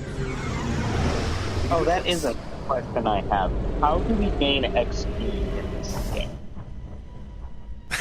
Please don't ask me that question. We're actually supposed to be given a minor amount of XP at the end of each session. Absolutely. And that's what we'll do. Perfect. So... Okay, what master, amount of ladies and XP? gentlemen. So 5? Oh, you see, first you have experiences. So thank you for keeping me honest with that. I will make sure that I award y'all some experience here. That's totally fine. You land on the planet. Did anybody hear the ship landing noise? I did. I think I heard it twice. Oh, great. So I just can't hear it. That's awesome. So, taking a look here, you land on... you see a couple of people come up, and you see sort of out of your sort of front-facing window, you see some staff come up, make and ensure that your hydraulic landing gears are in place, make sure that you're landed in the right place. And you see that this spaceport is pretty standard for a outer rim, not very habited. Basically just a concrete parking lot, essentially, with some small buildings around it for the staff. You see that a fuel pump is collected and latched onto your area, and you have landed on Formos. As soon as I feel the landing gear touch ground, I make my way to the loading bay, open it, and start directing the people outside. I don't want them touching it without my say. Okay. So as soon as you step foot on the planet, you are instantly struck by the stale and parched atmosphere of Formos. It's weird. It's not hot. It's actually quite cool. The air is desiccated, despite the cool climate. your tongue immediately sort of dries up. Well, this is awful. Is everybody heading out of the ship? Yes. Yeah. Where are they supposed to meet the person that's buying the stuff? You were given a name, and that name is Rejenks. There is a Rejenks Cantina in the town, which is about a 400 or 500 yard walk. I am going to come out wearing my breath mask Okay, yeah, for sure. because it sounds awful out here. You're not. Technically I breathable, activate- but yeah.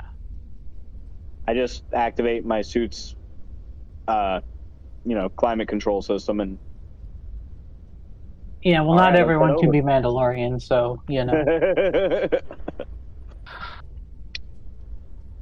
Cam steps out, kind of tilts her head a bit. Well, this place is awful. Oh, come on. We've been worse places. Sorry, dust. Oh, thirsty, are you? And you see a couple of you see a tall sort of teenage gentleman with a big sort of pack on his back, a large pipe that's sort of coming over his right shoulder from the vessel on his back, and several stacks of like paper cups. Runs over to you and says, "Yeah, absolutely. You look parched there. Can I interest you in some water?" No, thank you. I'm assuming it costs credits. Well, everything has a price to it. Absolutely. It goes 1 cup for 7 credits. Good, thank you. 7 credits for a cup of water is criminal. Well, that's actually the newcomer's discount. It's typically 10. And people actually pay you that. Well, you're thirsty, aren't you? Yeah. I speak up. I say, Thirsty. I'll give you 5, mate. Okay. Go ahead and I'm going to ask for a roll for this. Go ahead and Negotiation? Cam, it's a cup of water. How much could it cost? 5 credits? God. Go ahead and give me a negotiation roll. This gentleman has a cunning of 3, so the difficulty will be 3. Okay. Hold on, I'm looking. Oh, here we go. 3 difficulty, huh? Well. I'm so sorry. It's going to be difficulty 2. Oh, 2. This doesn't look like it's gonna go very well. You opposed? It is opposed. I'm just trying to negate that roll. I'm sorry. What is the Oh, sorry. No, it's my fault. I just need the. I'm sure in that thing that you just sent me, there's rules for opposed checks. Give me 1 second. We'll just go with the difficulty until we figure out the actual roll. Cool. Discipline. Opposed checks. There it is. Oh, okay. There it is. You literally, yeah. Higher skill characteristic upgrade to. What? Difficulty higher of opposing skill. Characteristic upgrade to thing.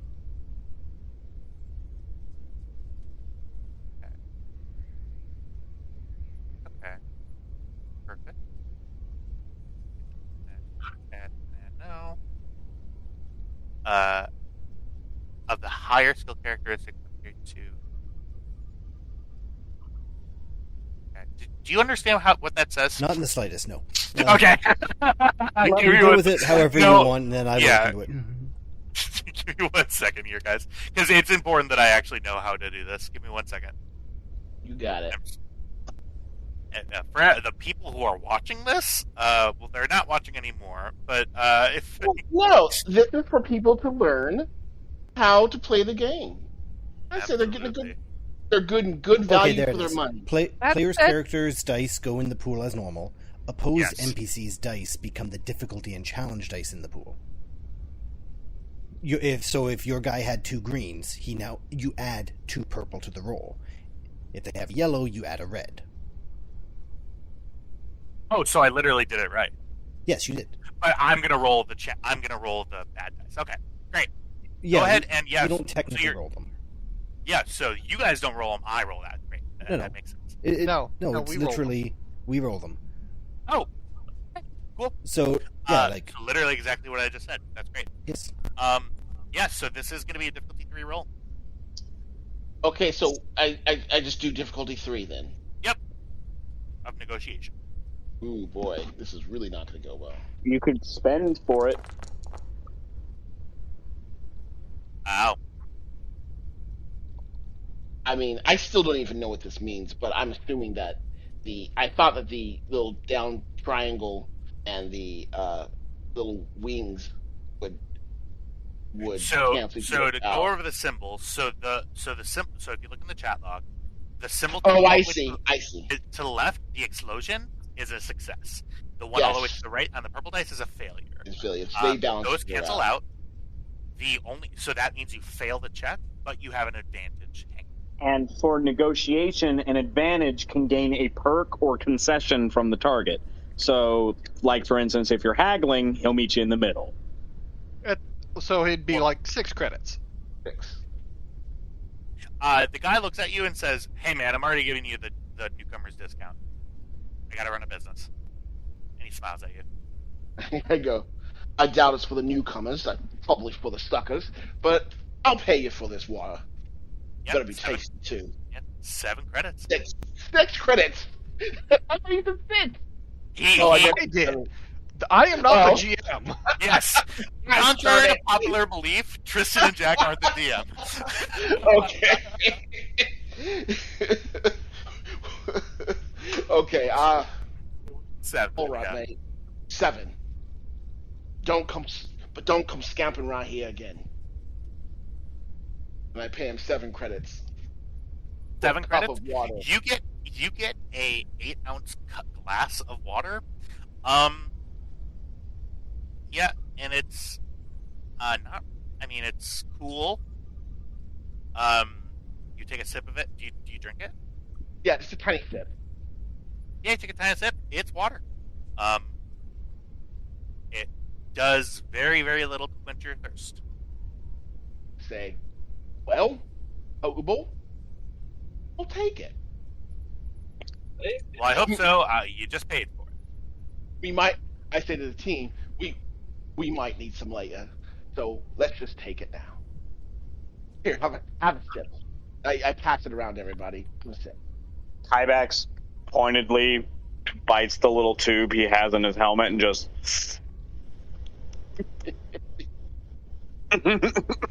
Kybax, I will say that, yeah, your suit keeps you cool. It's literally the idea I had was it's literally a camelback. Yeah. Yeah. Camelback with a tube running into his helmet. I will say that, yeah. No. I'm going to say no to that. You do not have water that you can access at any time. I have a camelback. Your suit keeps you Camelback's cool. where I draw the line. You're already a Mandalorian. Keep your fucking dick in your pants, whatever. So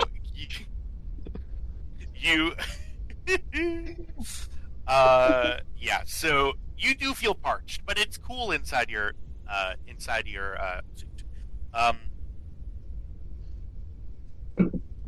Okay. You see the gentleman. He sort of snickers, sort of flicks his credit chips and does that funny thing where he opens up his pocket and drops them in there, like flicks them in his pocket, and then starts whistling. He definitely just fleeced us. Of course he fleeced us. You paid 7 credits for a glass of water. And you see, Well, we don't know how hard it is to get water in this place. You're right. We didn't. Ari just taps him on the shoulder and points to the ship. We have water right there. Well, I mean, it's not my ship. Let's just deliver our cargo. Okay. I, You see that some yeah. I'm sorry. Go ahead. Oh no, carry on. All right. So you see some staff come out. You see that they put the four crates. You see that they is anybody like following the staff up the ramp to see what they do with the Yes, crates? I mentioned that I left first and I was directing people. I got fuel. Yeah. At no point are foreign personnel left unsupervised on my ship. No, Lina Right? would have none of it. Yeah. So Lina, you have a sort of catch a steely eye. They go into your sort of cool storage area, and you see that they have sort of their sort of lifts on, and they say, "Are you just delivering these to this? Are you delivering these to somewhere specific, or are they just for the port, or is it where We're are they going?" delivering them somewhere specific. Yeah, that. Just load them up and take them down the ramp, and we'll get them as soon as everything's together. Okay. You see that they take one look at the cold storage things. Go ahead and is Cam with them with them back on the ship as well, or is it just Lina? Yep. Okay. Go ahead and give me, both of you. Go ahead and give me. Go ahead and give me both of you streetwise checks. And I'll say a difficulty of 2. Okay. Can I assist with this? Are you on the ship? No, I'm Oh, outside, I guess. Diff Okay. 2? Oops, sorry. Diff 2, yep. Ooh, there's a triumph there as well. Oh, damn. Okay. Yeah, I was gonna upgrade. All right. Sorry.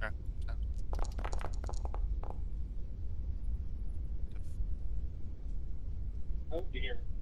All right. Nothing on that one.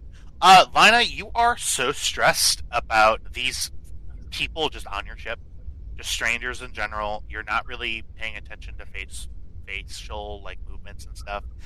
Cam, you see them take one look at the crates that they see. They look at the designation that's on them, and then look at each other, and their eyes are wide. I'll just tell you, they recognize these crates. They've seen them before.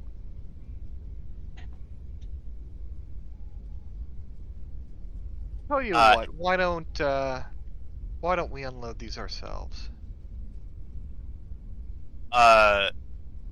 They sort of turn around and say, why don't you? And then they take 2 big steps back and walk down the ramp and leave. But what's the matter, Cam? They're not They doing a know good what's in job? the crates. Oh. There is something a little wrong. Let's get them off the ship then. Yeah. So yeah, we start unloading these. All right. It takes a bit. With the 2 of you, it takes a couple of minutes to get them loaded onto an anti-grav truck. And by truck I mean cart. You see that they actually they bring up. You hear sort of the people who are standing outside of the ship. You see the staff people start walking away rather quickly from the ship. There's like 2 human males.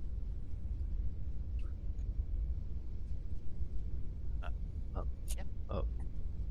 Okay. That's weird. We need to fuel up while we're here. Might as well tough off. A couple of moments later, yeah, everybody sort of sees them leave. You all get the equipment loaded up onto your anti-grav cart. The people outside, so that is Kyvax, Tam, and Sari. You see pulling up, sort of being piloted by the two human people, is a small cargo skiff. This appears to be rather old. Sort of a two-seater sort of speeder that has a large sort of weak repulsor cart on the back that's large enough for all of the crates to sort of be on. And sort of pulls slowly up. Coming up behind the speeder, you see 4 stormtroopers, each of them holding a standard blaster rifle. They're not marching in sequence, and you actually see one of their helmets is off, and you see that it's a human man, sort of dark skin, shaved back head, and he looks over all of you and says, "Who is in charge of this group?" That would be. Oh, I'm outside.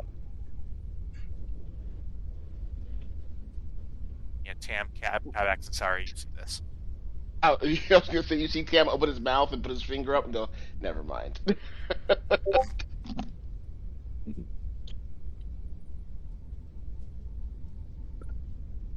Well, Mika?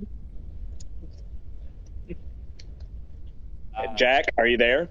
he's up. They're up in the ship. Yeah, so we're not outside. We're in the ship. Yeah, so who it's is just, outside right now? Yeah, so it's Kyvax, Sari, and Tam. You guys are all outside, and you see the speeder with the cart attached to it pull up.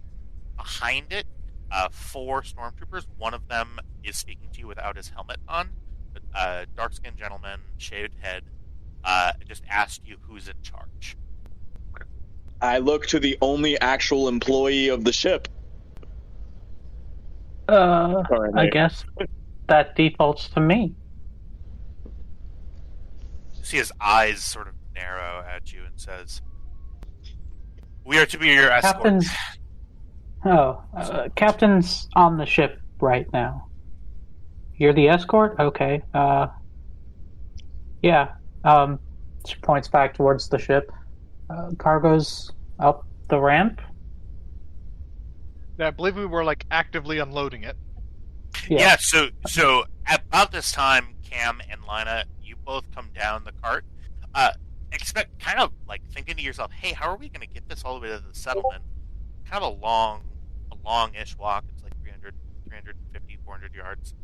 And you see parked outside is a rather jank, but still like usable cargo speeder, and stormtroopers.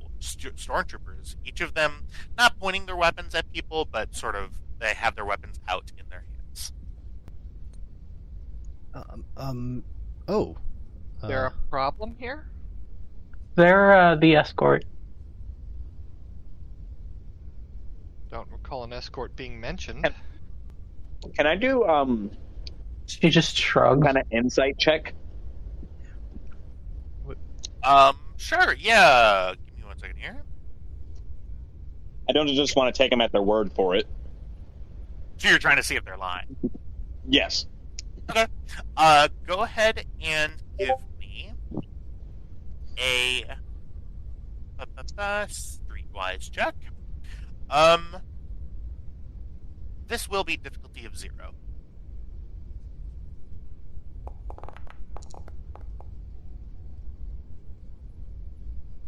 Okay. Can I roll? Sorry, yes. Also give me a streetwise check. You said difficulty 0? Yep, it's 0. How do you downgrade? Or Right click, I believe. right May I click? roll as Okay. well? Sure, everybody give me a streetwise check. All right. Difficulty 0. 0. Okay. Hold on. Streetwise.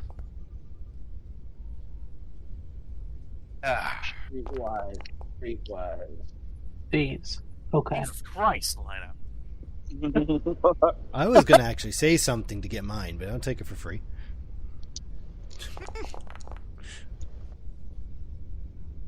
Yeah.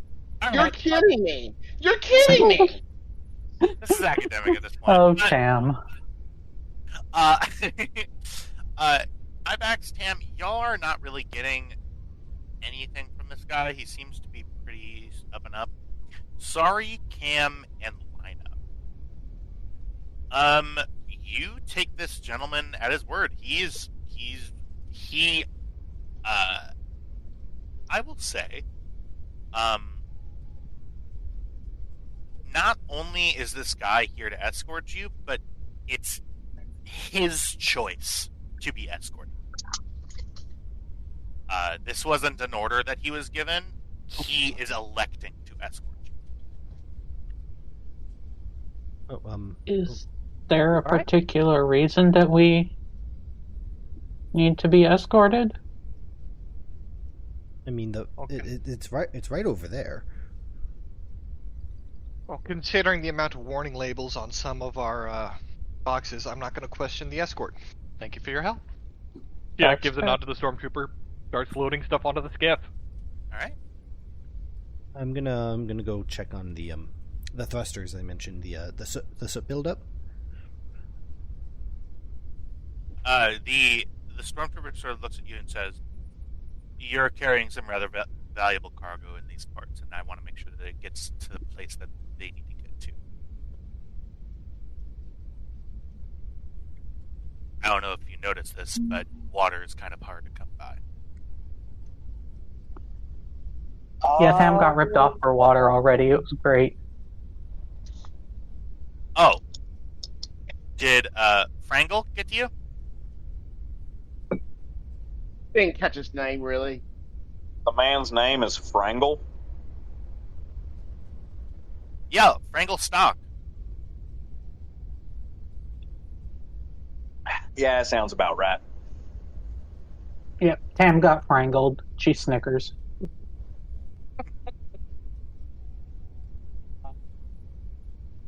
You see, yeah, the stormtroopers sort of look around. I will say, especially with some of the good successes, Cam and Lina, you notice as these sort of vessels are being put onto the wagon, you see everybody in the port has sort of stopped what they're doing, and is now looking at the cargo. Like, workers have sort of stopped and are like looking over. They notice you guys sort of looking, and then they go back to work. But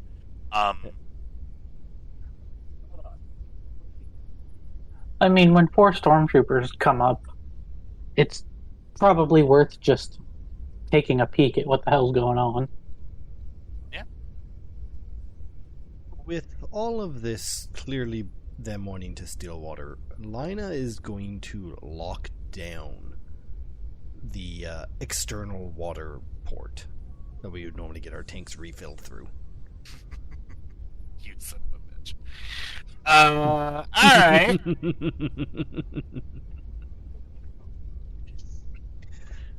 So that's outside of standard. Go ahead and give me... Alright.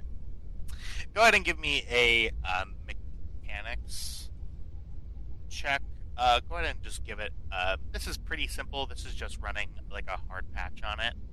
Go ahead and give me difficulty 1.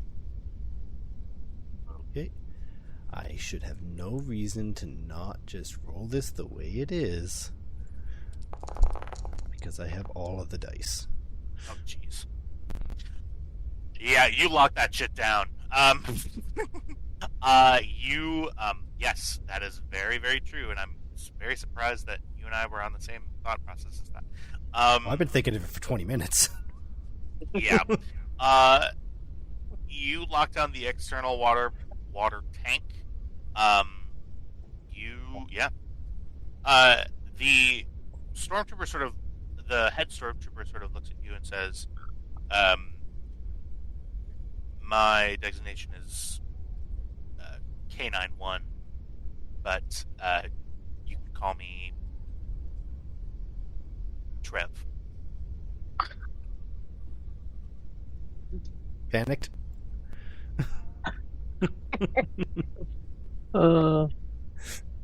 Quick, what's That's a not name? going to get confusing at all. What? That's his name. I wrote it. I did. I promise. There's a notebook somewhere. Yeah. So Trev looks up at you, and he says, are you going to refuse the escort? That's up to you. I just figured. Yeah, we're glad to have you with us. That's wow. I hope you actually mean that, because we've sort of had a hard time. I don't know if you could tell. How bad does their armor look? It looks like shit. It's like scuffed. It's nicked. It's there's a bunch of soot all over it. The pure plasteel white of a stormtrooper outfit. These guys are yellow. They are sort of very yellow tinged, sort of like piss colored armor now. It's not a good look. Definitely not the Empire at its finest. I can tell. Gonna kind of look at it a moment and goes, yeah, this doesn't seem like a planet anyone comes to by choice. For what it's worth, I hope you get out of here soon. I appreciate that. Well, let's get you over to the settlement. We shouldn't have that big of an issue once you get into the settlement. It's just there are a lot of unseemly types between here and the settlement. There are a lot of people who sort of flog their wares, and a couple of pickpockets. There have been some smuggler activity here, and I just want to make sure that people who land here are safe. Cam nods, looks to the rest of the crew. All right, mount up. Okay, let me know when you guys are on your way back. I'll just yep. Lina. No? Yeah. I'm just locking up. Yeah. It may not be the best fresh air, but some fresh air would do you some good. Come on. You see her shoulders slump. Fine. Locks the ship down. All right. Remember to take your gun. I have it right here. Absolutely. And are you guys, I'm just going to ask this as a matter of course, are you visibly armed? Do you have like a holster that's out? Are you open to carry? Are you concealing anything? Cam has her blaster on a thigh rig. All right. Kybax is carrying his gun. All right. He also has a wrist-mounted thing that may or may not be a rocket launcher. Yep. Oh, don't worry. I know. Linus is tossed in one of the large pockets on her coveralls. Okay, so are you doing that for convenience, or are you doing that in the... It's convenience. It's just... Okay. The blaster for her is an afterthought. Gotcha. Cam's is on shoulder holster. Is that what it's called, where it straps on the shoulder and it's inside your jacket? Yep. Absolutely. Sorry, doesn't have a gun. She has a knife. A gun. Awesome. Yeah, so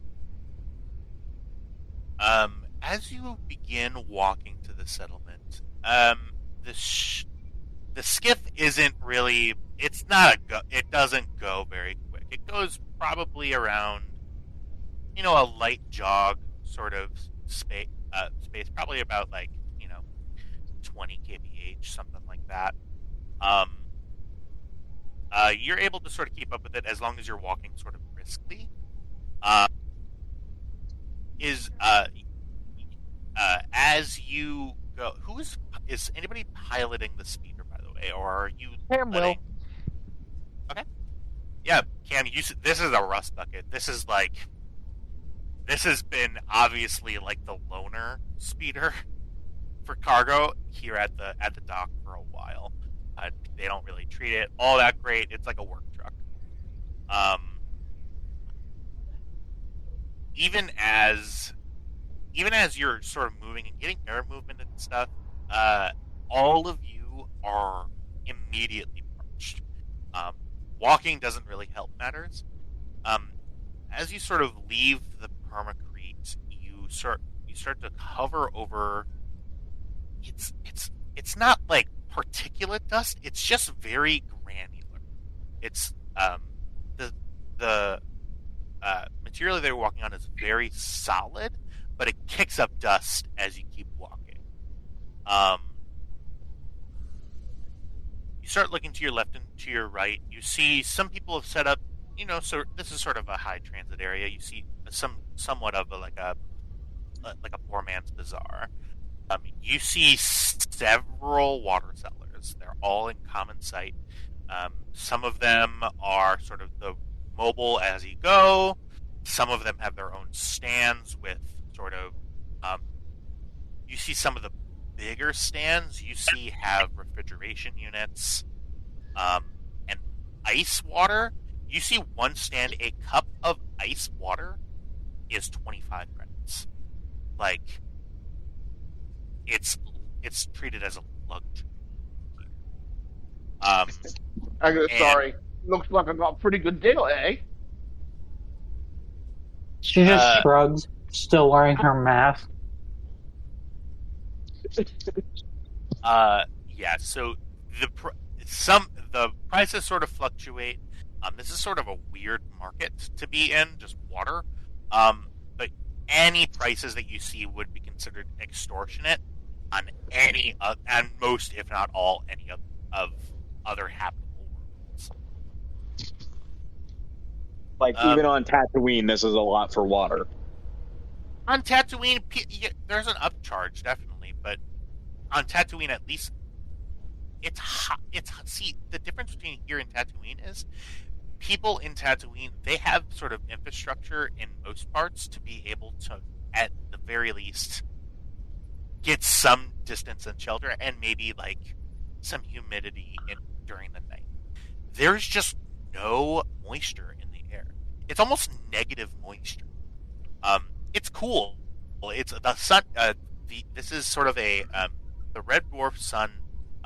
It's sort of beating down on you, but you're not warm at all. It's cool. It's like in the mid 60s.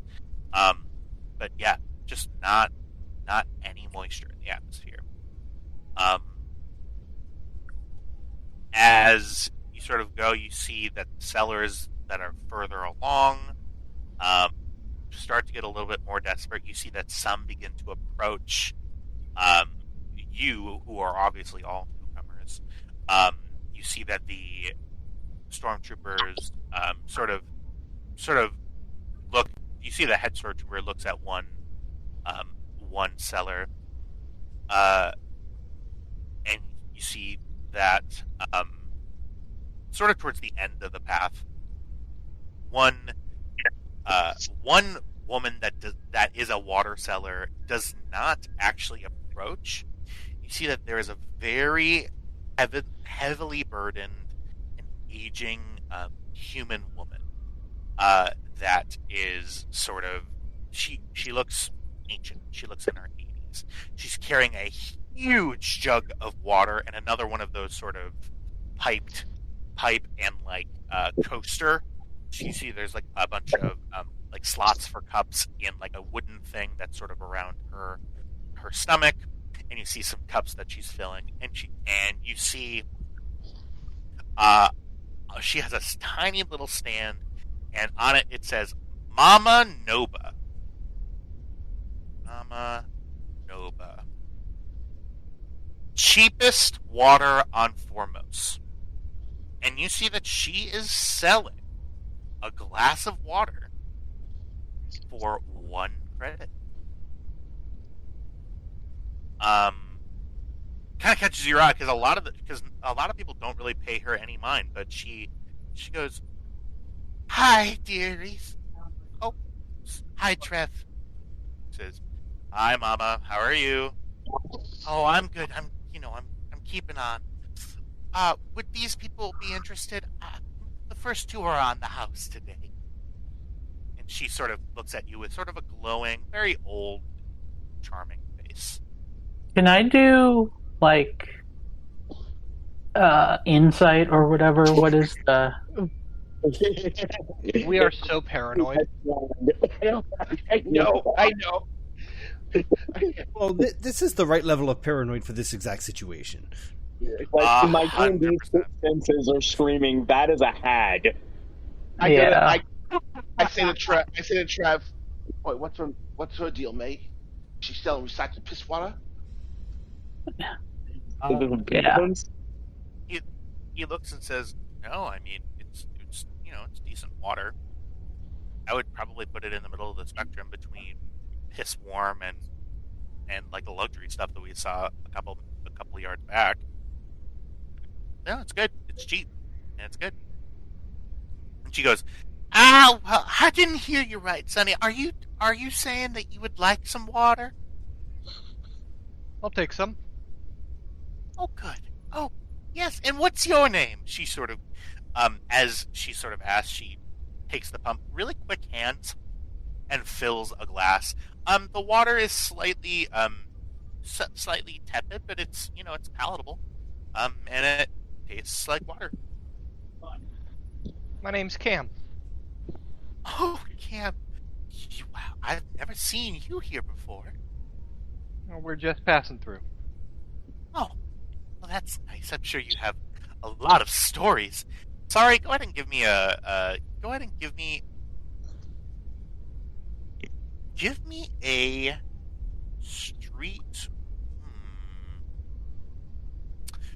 me a streetwise check. The funny thing is, I would add a setback die for a reason, but your shadow talent actually removes a setback die. What's difficulty?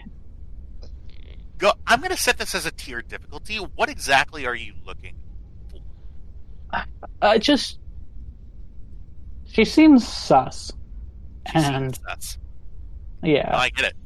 I totally get it. I'm not spending those. I keep clicking on it. I'm so sorry. Go ahead and so you're going specifically against. I'll describe the scene a little bit more. You can see Mama as she begins to sort of do old people talking to Cam.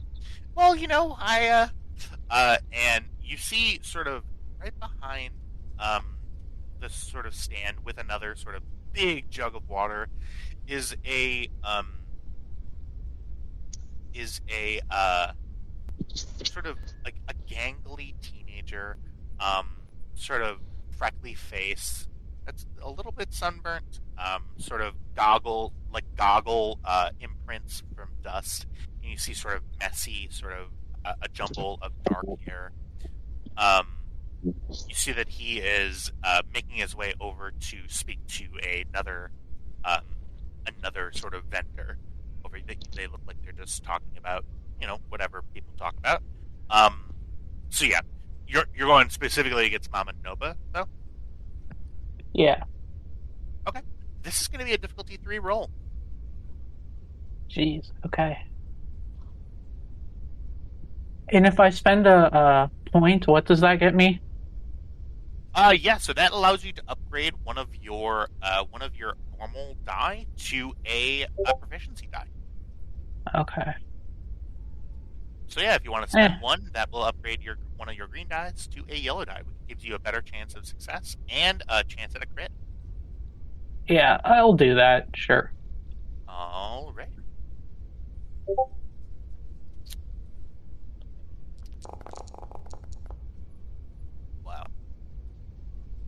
Wow, a Ooh, great yeah. roll. You see,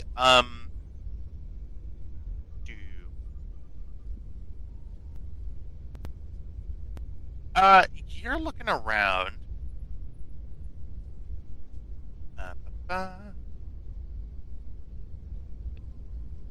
You look around. She is as she appears to be. She is not a hag in disguise. I promise. It is looking a little too good to be true. The Mama is moving in a way that is sort of drawing. Cam, as you're speaking to her, she says, "Well, I was not born here on Formos. I actually had a." You see that her face gets somber for a moment. I actually had a previous home on a different world. Unfortunately, that world is no longer around. She was born in Alderaan places. She was born in Alderaan places. And she begins to regale you about the only reason that she escaped the destruction of Alderaan was that she took a business trip to Corellia that ended up not being what it seemed. She ended up losing most of her money.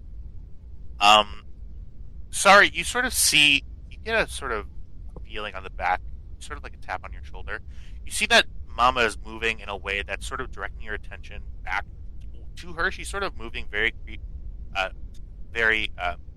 steadily along in front of you and drawing your eye lines to the left.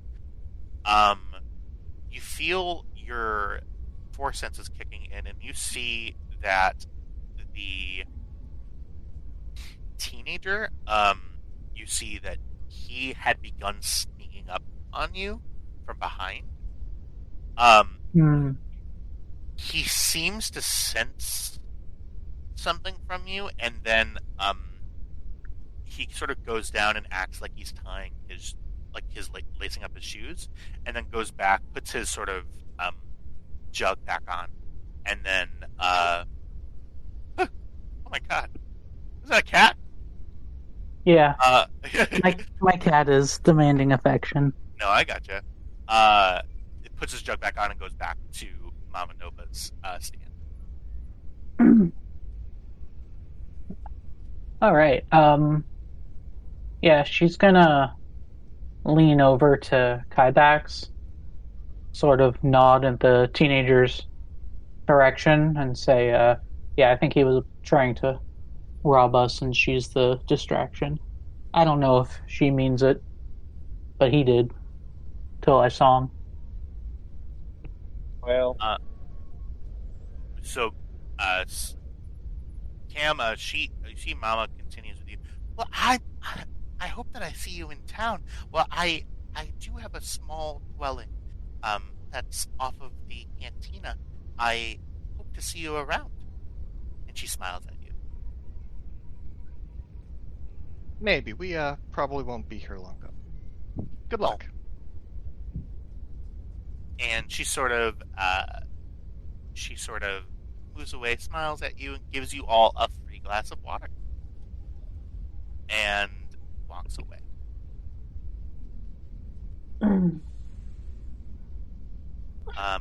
Continue moving forward. That's such a rambunctious cat. Oh, she is. I adopted her from Jack, so he knows this cat. Oh yeah. Oh yes. We've both actually known that cat since she was a kitten. Yeah. Yeah, my sister fostered a pregnant cat, and Amelia was a foster failure. All right. She's just too special for the average person to understand. Oh yeah, I get you. Too demanding, too bratty, too cute. I will say, is anybody keeping an eye out for anything else as they're walking? So Kybax is looking out for pickpockets and the like. All right. That depends on whether or not someone mentions to Cam that the kid tried to sneak up on them. Once she's done talking with Mama Nova, then sorry, we'll tell her. Cam is hyper-vigilant for literally anyone the further she gets away from the ship. I mean, Lina? Yeah, Lina. I don't think you're wrong about Cam being, but you know. Yeah. My statement stands. Yeah. Lina, go ahead and give me a difficulty 2 perception check. Good at it. Oh. Okay. I'm amazing at it. It'd be kind of fun if Lina had, like, the further she was from the ship, she'd start getting boosts to perception and minuses to cool. Well, I'm going to get that in reverse. The closer I am to the ship, the better I am at dealing with people. So what am I rolling again? If you're looking out for anybody, go ahead and roll a difficulty 2 perception check. You sure it wouldn't be vigilance? On board. If you want to make a vigilance check. Okay. Difficulty 2, you said? Yeah. Alright, I get a boost dice for my armor, and let's roll it. Ooh. Dear Lord. The dice just want this to be a comedy of errors, don't they? Yeah, it's just so good. Give me just one moment here. What can I do with a vigilance check advantage? Because I have 2 of them. Spot environmental advantage. And plus blue. Whatever that means. Yeah, so so You on know, a an future, additional boost, maybe? yeah, on a future vigilance roll in this same scene, you can add a boost die to it. You're looking out. You're not seeing anything in particular. Moment here. I'm so sorry. Somebody is. Sorry, I clicked a video that was a little louder than expected. Oh no.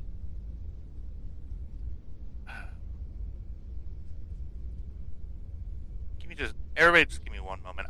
Somebody from work is calling me. Give me just 1 second.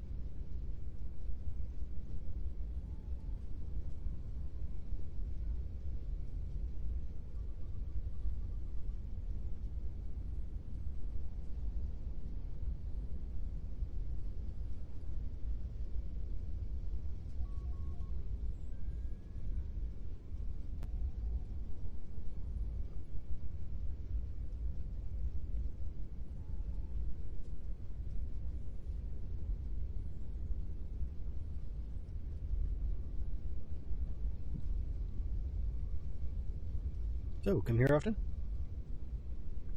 Oh, about once a week.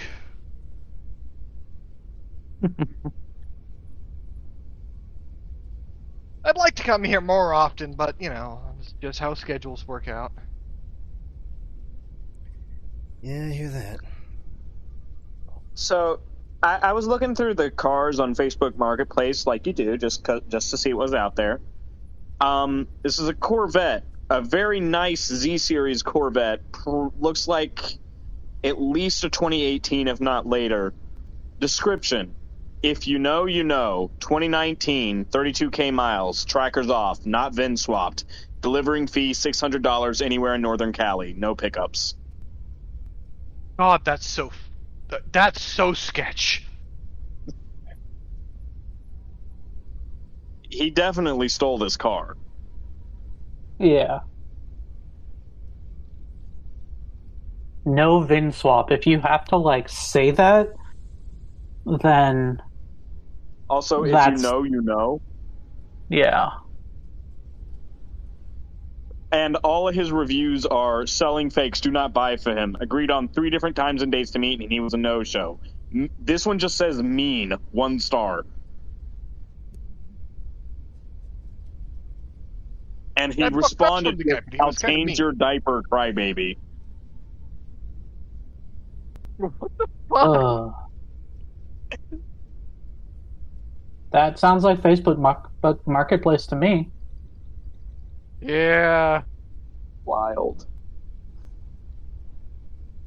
See, I deleted my Book of Faces like 10 years ago, and I have never looked back. Same. It was such a good idea. Oh my god. Ironically, I did it because I'd added a bunch of coworkers, and some of them were just like total white trash, and I did not want to see their posts. And I'd already been kind of thinking about deleting it, so I just did it anyway, and that way I didn't have to have an awkward conversation while I unfriended my coworker. Yep. Worked out pretty well. I deleted the whole thing. Yeah. You're not special. I unfriended everyone.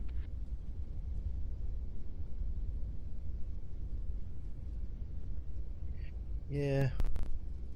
I don't use it. I just keep it up because army people. It's the only way old people know how to contact each other. Guess what, Jessa? Marry the state agent. What? You know those really nice large glasses that I have?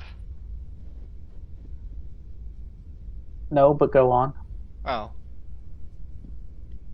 Well, I'm down to 2 of them because I had 4 just from previous casualties and then 2 broke in the move. Found a place online selling 4 of them, brand new. Just over $20 including shipping. Not bad. How many do you think will make it? Well, if all 4 don't make it, there's going to be some emails exchanged because this wasn't some rando. It was actually from a company selling supplies, so. Ah.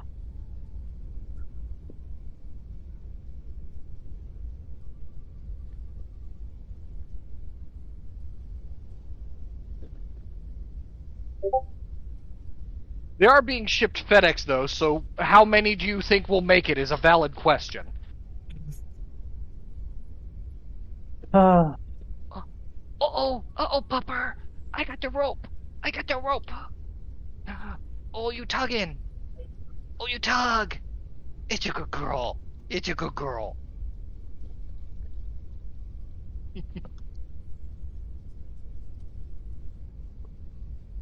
Some of you may have surmised that I'm very fond of my dog. Is New York Post one of those tabloids? Close enough. Probably. It doesn't sound reputable. No, New York Post is Murdoch paper. It's the National Enquirer of New York. Oh. Oh, okay. That makes sense because this headline is wild. Remote Amazon tribe connects to Elon Musk's Starlink internet, become hooked on porn and social media. And I'm not saying it didn't happen, but yeah. Like, I wouldn't be surprised. It's like one of those things that you're like, life is already so fucking weird. This might as well be true. Yeah.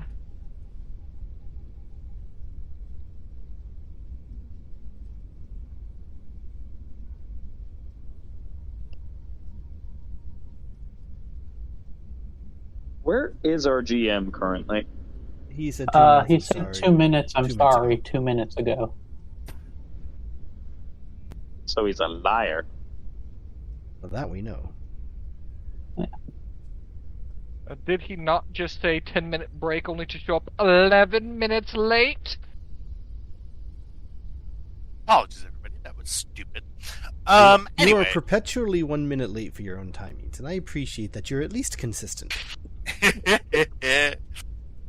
Awesome. I'm sorry, where were we? We were doing some vigilance checks and perception. Okay, great. Yeah. Some of us succeeding, and some of us were kiebacks. Right. Lina, you take a look. You do.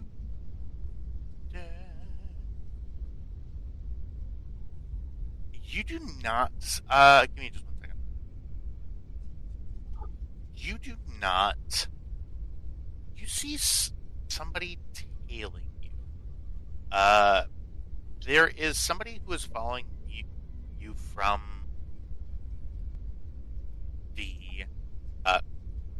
the spaceport that you're just now noticing.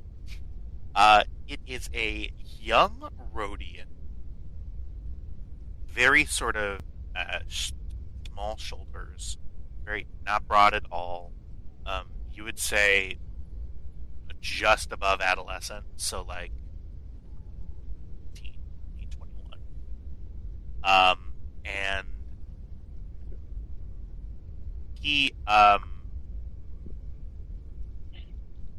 he's just sort of following you at a distance. You noticed him stop when you guys stopped, and now that you have continued moving, he is.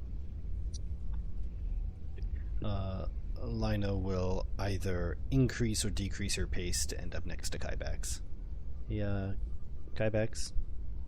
Yeah, we got a tail. The young Rhodia. Which direction? She points through her, but behind. He grabs her, like, as she goes to turn, kind of just reaches up and touches her shoulder, just as like, on a clock, we're facing forward, 12 o'clock is in front of us. What direction? 6 o'clock. He's been following us some time. He had stopped when we stopped at Mama's too. He's keeping his distance. Okay. Does he look armed? I didn't see. He looks for a young. moment? Young, you said? Yeah, he's young. He doesn't look armed. I think I couldn't tell.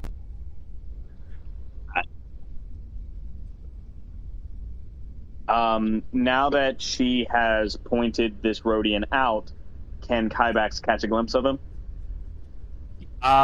Yes. You look back, very fleetingly. Yeah, you see he is as described. He is, you see his normal skin color is sort of like a light green.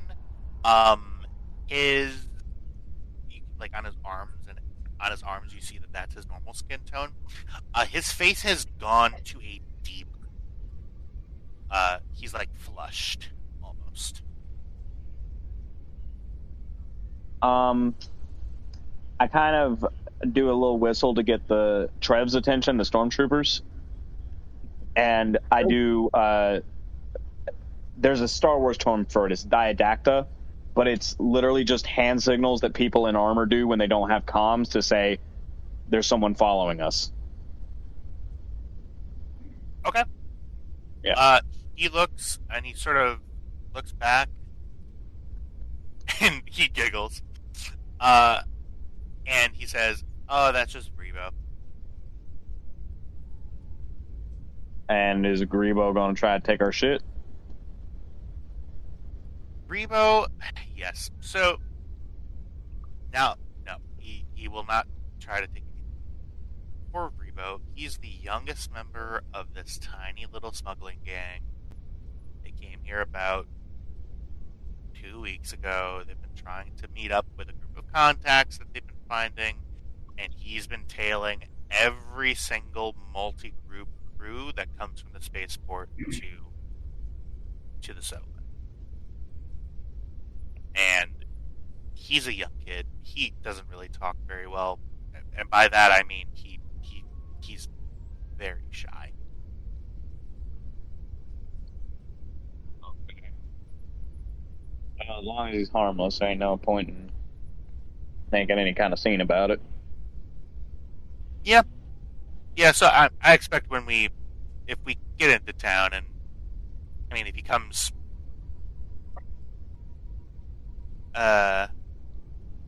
you see that he's sort of, his head is sort of cocked to the side, and Revo notices that you're sort of speaking. You guys haven't stopped at all, but you guys are sort of making conversation. And Revo's eyes sort of tighten, and he sort of stops following and just sort of walks away. All right. Trev, I've been meaning to ask. I pull out my ID puck, the bounty puck I have, Yep.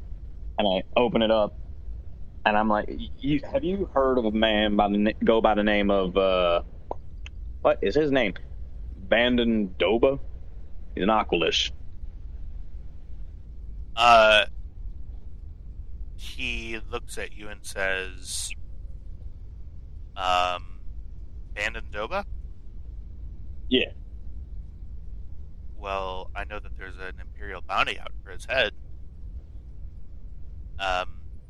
He sort of turns around and sort of looks behind him as he's walking. There have been a couple of people who have been trying to collect his bounty for a while now. Some people have been Cussle. Let's just say that they haven't really been successful. It's hard to find him.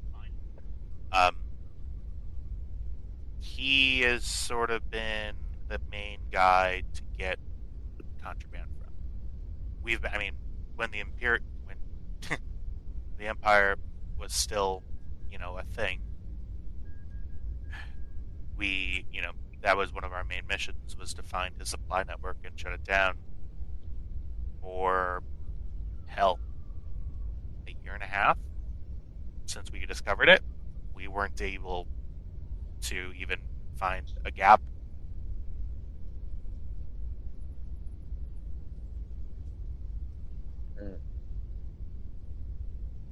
And you don't think Rebo? Oh, Rebo? Do I know for a fact that he's not? No. Do I think that a Rhodian like Rebo would be able to run with Bandandoba's crew and still be alive? I don't think so.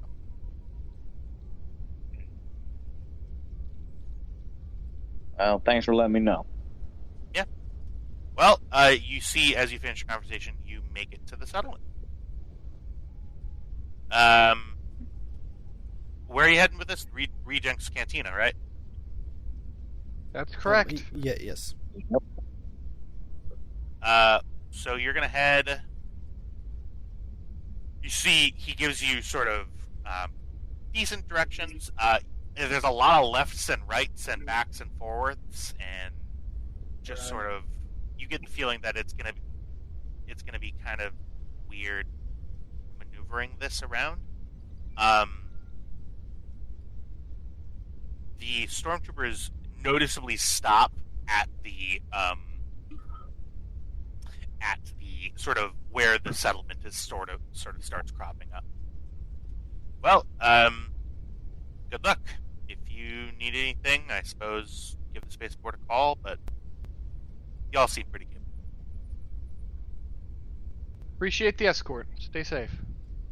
Absolutely. You see they turn around and head back. Hey. So, where do you go? You are sort of, I'll give you sort of a brief description. You see a lot of the dwellings around here look pretty hastily constructed, but still, lived in. There's a lot of, sort of, obviously, thermoprinted dwellings, pretty much a mold was made, concrete was filled in, cheapest of the cheap, sort of very, all of them are either boxes or circles with roofs, and that's about it. Begin walking through a lot of the town. At this point in the day, I would say it's getting to be closer to the evening. You begin making your way, following the cardinal directions. As you get deeper and deeper into the settlement, the sort of open road turns into more of a very badly planned set of a maze of tight alleyways that are pretty much filled with just garbage.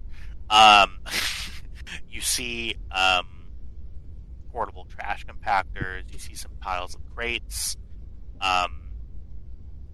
You see there are moisture condensers that line gangways that thread between the houses and the shops.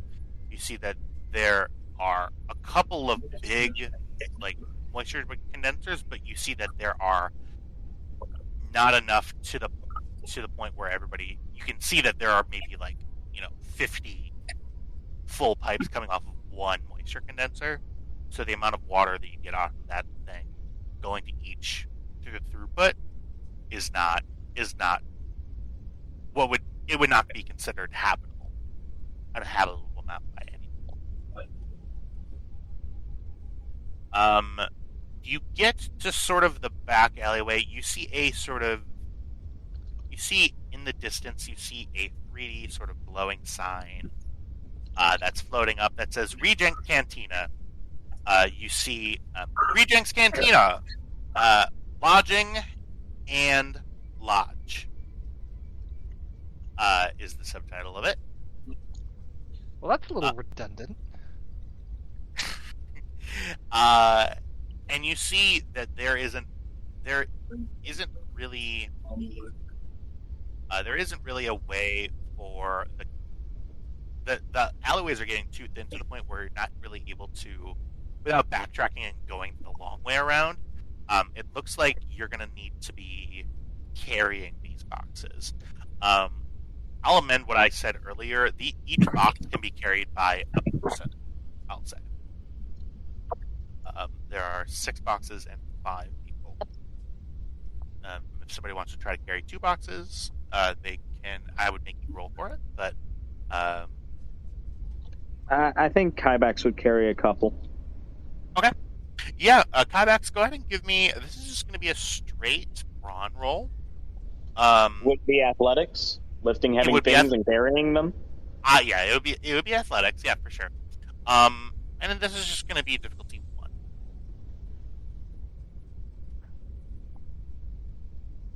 Alrighty.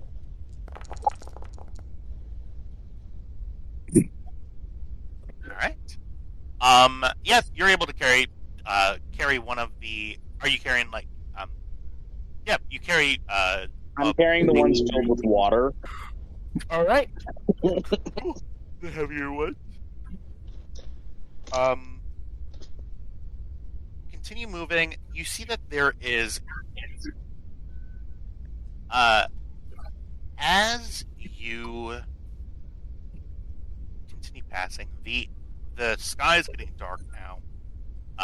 The sun has sort of gone by. Then sort of kind of like Yellowstone-like outcroppings, very like sandstone-ish, are sort of in the distance, and the sun has creeped behind one of these sort of towers of natural sort of formation. So it's dark in this alleyway. As you pass a particularly dark and narrow alleyway nestled between a pair of towering warehouses, you hear a commotion. There is loud rattle and a buzzing noise coming from within the alley. The buzzing, the rattling stops, and you hear a low and monotonous voice calling out.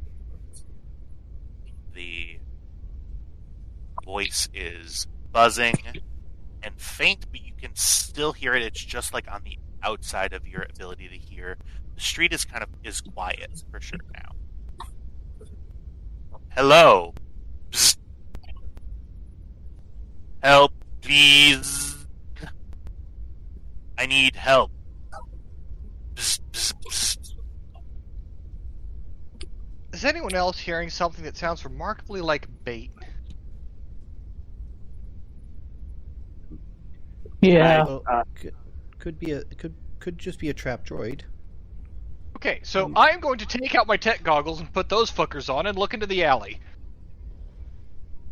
Your tech goggles. Okay. I'll switch to thermals in my in-helmet scanner.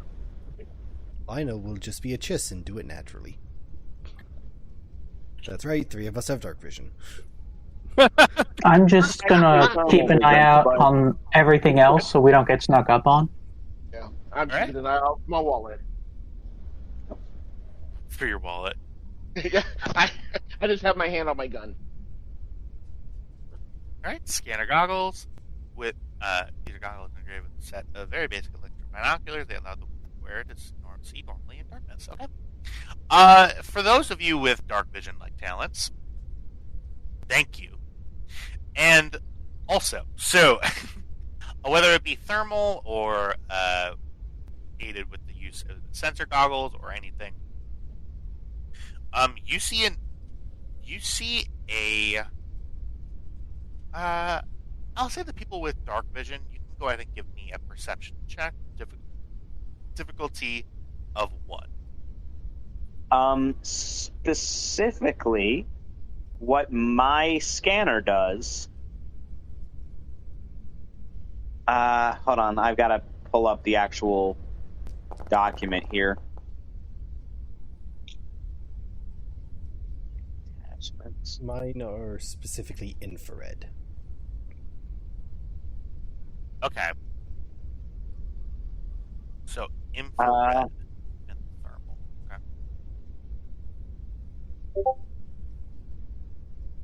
Okay, so this doesn't have any setbacks due to darkness. For those of you who do not have aids to their vision, there would be a setback due to darkness. Okay. So you said this is a perception check? It is.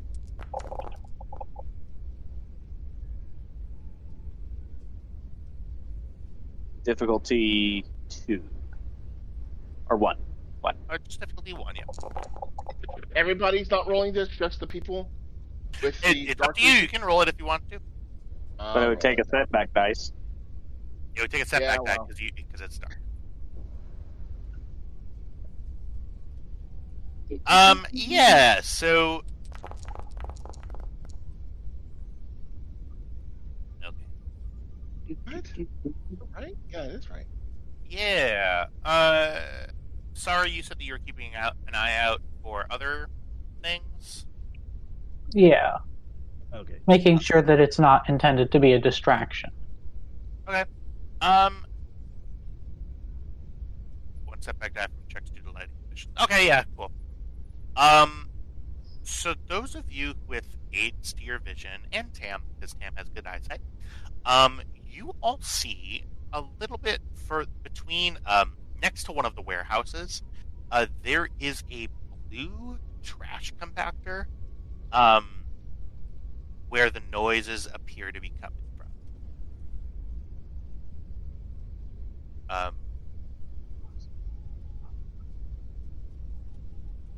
Yeah. Hello. Just help, please. I need help.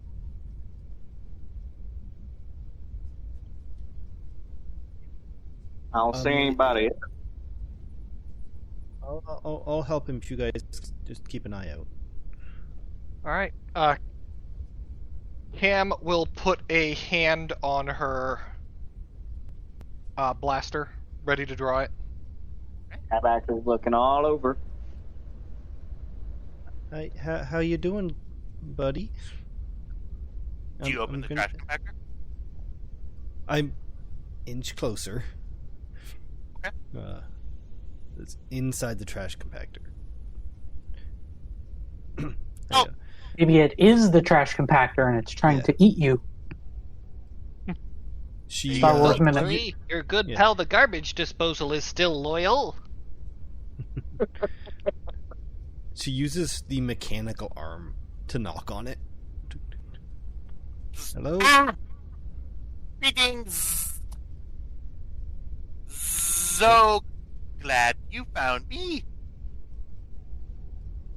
Nice to meet you. I'm Lina. I'm going to help you. What's wrong? Where are you? I'm standing in an alley with you. Where am I? You're either a trash compactor or inside the trash compactor. I don't think I'm a trash compactor. You guys just open the fucking trash compactor. I'm gonna open the trash compactor now. We're paranoid! Yeah, and Lina opens the trash compactor gingerly and looks inside. Yes. I wanted to see how long it would take for you guys to not. Yeah, all right. Long enough for you to get impatient. One too many times. You see, well, the trash compactor is gross. There is not any food in there, but there's a lot of there's just a lot of junk in there. There's a lot of dented metal. And sticking out, you see a droid arm of it looks like a variant on a 3PO model. Okay, I see your arm. I'm gonna pull you out. Okay. Okay. So, she latches on with all three hands, and reefs. All right. Yeah. Go ahead and give me. Nah, this won't be. You just have to you use your mechanical arm to move a large sort of piece of metal sheet, junk metal, out. You see a badly damaged droid. You see its head has been dented. One of its eyes has been fully smashed. And its body has been pulled apart. There's a bunch of wiring, hydraulics, there's just hardware that's strewn about inside of the trash compactor. You see that actually the piece that you grab onto, it's just like the torso and the left arm and the head of the droid. Okay.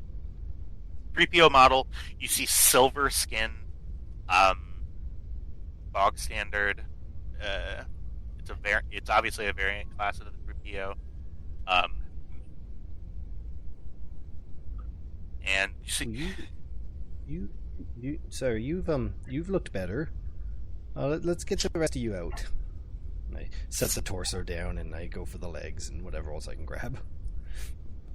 You see that there is only one other leg in the trash. I mean, do you dig fully in the trash compactor? Well, yeah. You see that there is only one other leg, just the left leg of the droid, and you see no evidence of the right leg or the right arm. So this is all that's left? Damn it! I was going to make that pun in character. Sorry. And now we know why she's named that. Yeah. What's your name? As I'm digging parts out. So glad you found me. Please help. Well, I'm gonna help. What do I call you? My name is J9P8. You can call me J9. Hello, J9. I'm Lina, and I will be your droid maintainer for this evening. Lina, they took my friend. Please. R4. You see its head sparks. Okay, well, we're gonna finish this thing, but we're gonna help you, and I'll see if I can help your friend. So she looks back down the alley. Everything all right down there? Yeah, I've just got most of a droid to carry. Lana, are you bringing home another project? No, I'm helping someone. You see, the lights on J9's body are starting to dim slightly. My friend, R4 and I were on our way to the cantina when we were set upon by a band of thugs. Okay, I'm gonna try to help you, and then I'm gonna try to find your friend. So I'm just gonna go inside your chassis for a second and see if I can't help fix some of that stutter.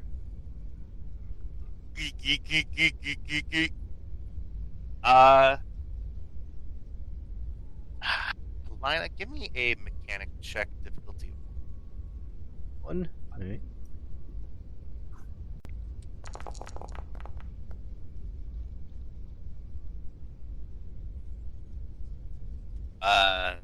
Lina, you take a look, and as soon as you take a look, you see that this droid is equipped with self-repair mechanisms. The self-repair mechanisms have really done all that really can't be done. You see, there are just too many parts missing internally. You see, wiring was whipped out. You see just stuff, just components that are fully missing or beyond repair. Yeah, this is, fortunately, it's a done deal. You know that. Okay. So I can't fix most of you, but with your permission, I can take your head, and we'll try to get you fixed up later. Okay? They tore me apart with bars and dragged him away. Please. You have I'm just Can you gonna hear this? Just gonna reach back and turn him off. Can we hear what's going on? You're gonna turn him off? Yeah, I'm gonna turn him off and remove his head. It's like, sorry, rest of you. Wait. Before you do that, which way did they go? It's turned off. But, yeah, can the rest of us hear that? Yes. Yeah, it's out loud. Cam will kind of, lean back towards Kybax. Kind of makes sense if they were after salvage. I mean, a protocol droid, every dime a dozen, but an astromech, that'll fetch a pretty penny. I'm just thinking what we could do with an astromech. Yeah, me too. It's not an astromech, though. It's a 3PO, isn't it? Yeah, his but friend was an R4 series. The R4. R4 is an astromech series, so it's a good one too. Oh. Actually. Okay. Yeah. She puts J9's, hands J9 to her mechanical arm and just kind of tucks it on it over her shoulder, just kind of holds it on her back. Okay. So what are you taking with? The head, with its memory and all that jazz. Okay. I can't carry that and the water and. No, I got you. We come back for the body. In fact, I'm going to put the body back in the trash for safekeeping. Alright. Well, yeah. I'm going to come so back you for guys, all this. You make your,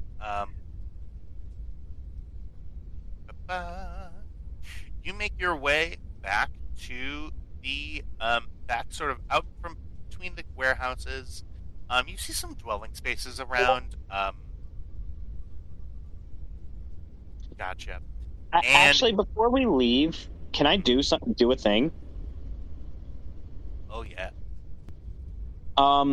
So he said that they tore him apart and then dragged R4 off. Can I make a survival check to see if I can figure out where they went?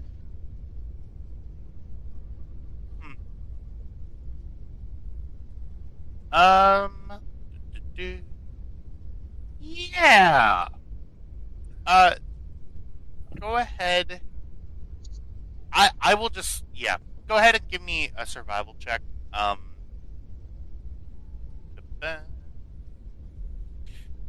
ahead and give me difficulty 2.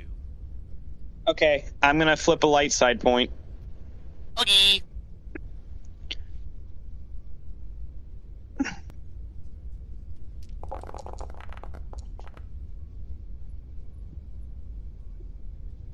Oof. But I triumphed. So what does that Yeah. mean? Hey, let's find out. 1 second. Triumph spends. And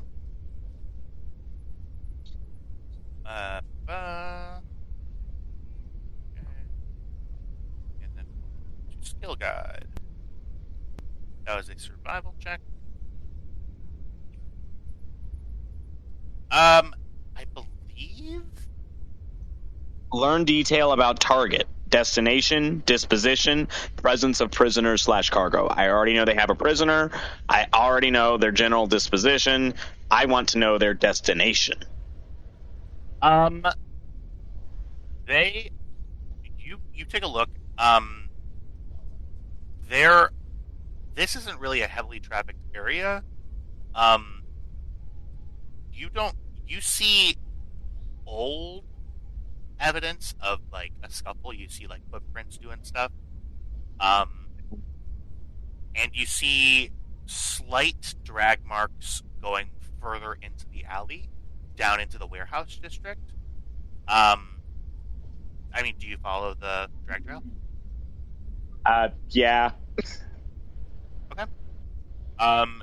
You continue going down. The path peters out. You can see it heads further into the warehouse district.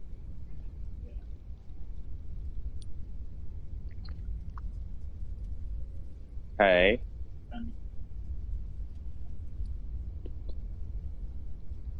Okay. Yeah. So, I relay that information.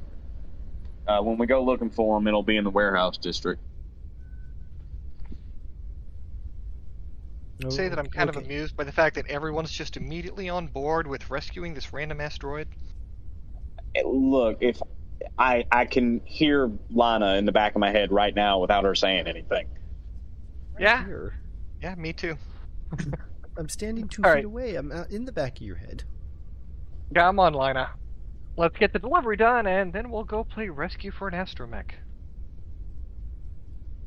We'll come back for the rest of J9. Alrighty then, and with that, another, like nicely uneventful but still fun, hopefully, session of Star Wars Stormrunners comes to an end. I want to thank everybody for coming here. Everybody gets 15 experience. Oh shit! Neat. That And- is an ability. Ha ha ha ha ha ha ha. That's great. Take it.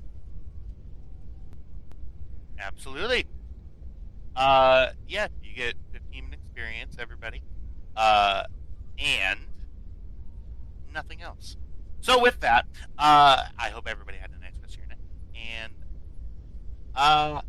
And I will give another 5 experience for the starting episode. So 20 in total. Huzzah! Question. Answer. So that XP has available in total. So total, we're supposed to keep track of each time we get XP and cumulative. No. So total, I would do it as we spend it. Okay. So right now I've got 20 available, 100 total. 100 total spent. And then this way, when you go back through your sheet, you can see where we spent why. Okay. Because some things take 20 XP. Right.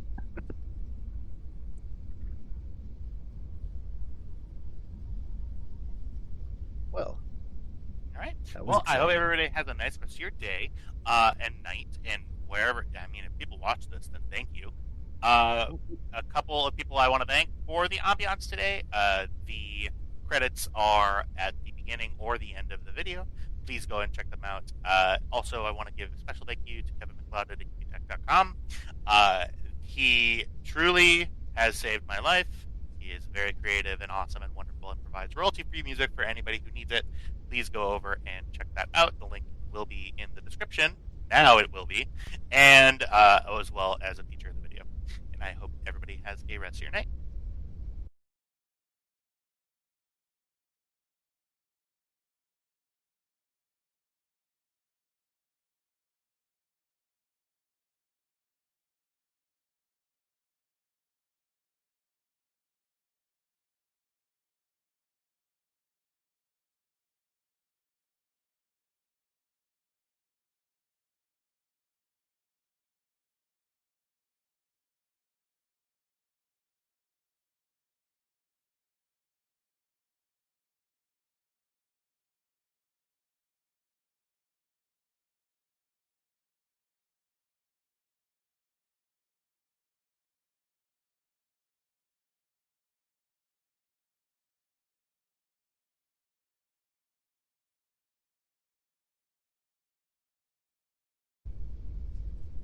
And before you ask, Really? no, We're he doing does those? not have our GM's family hostage.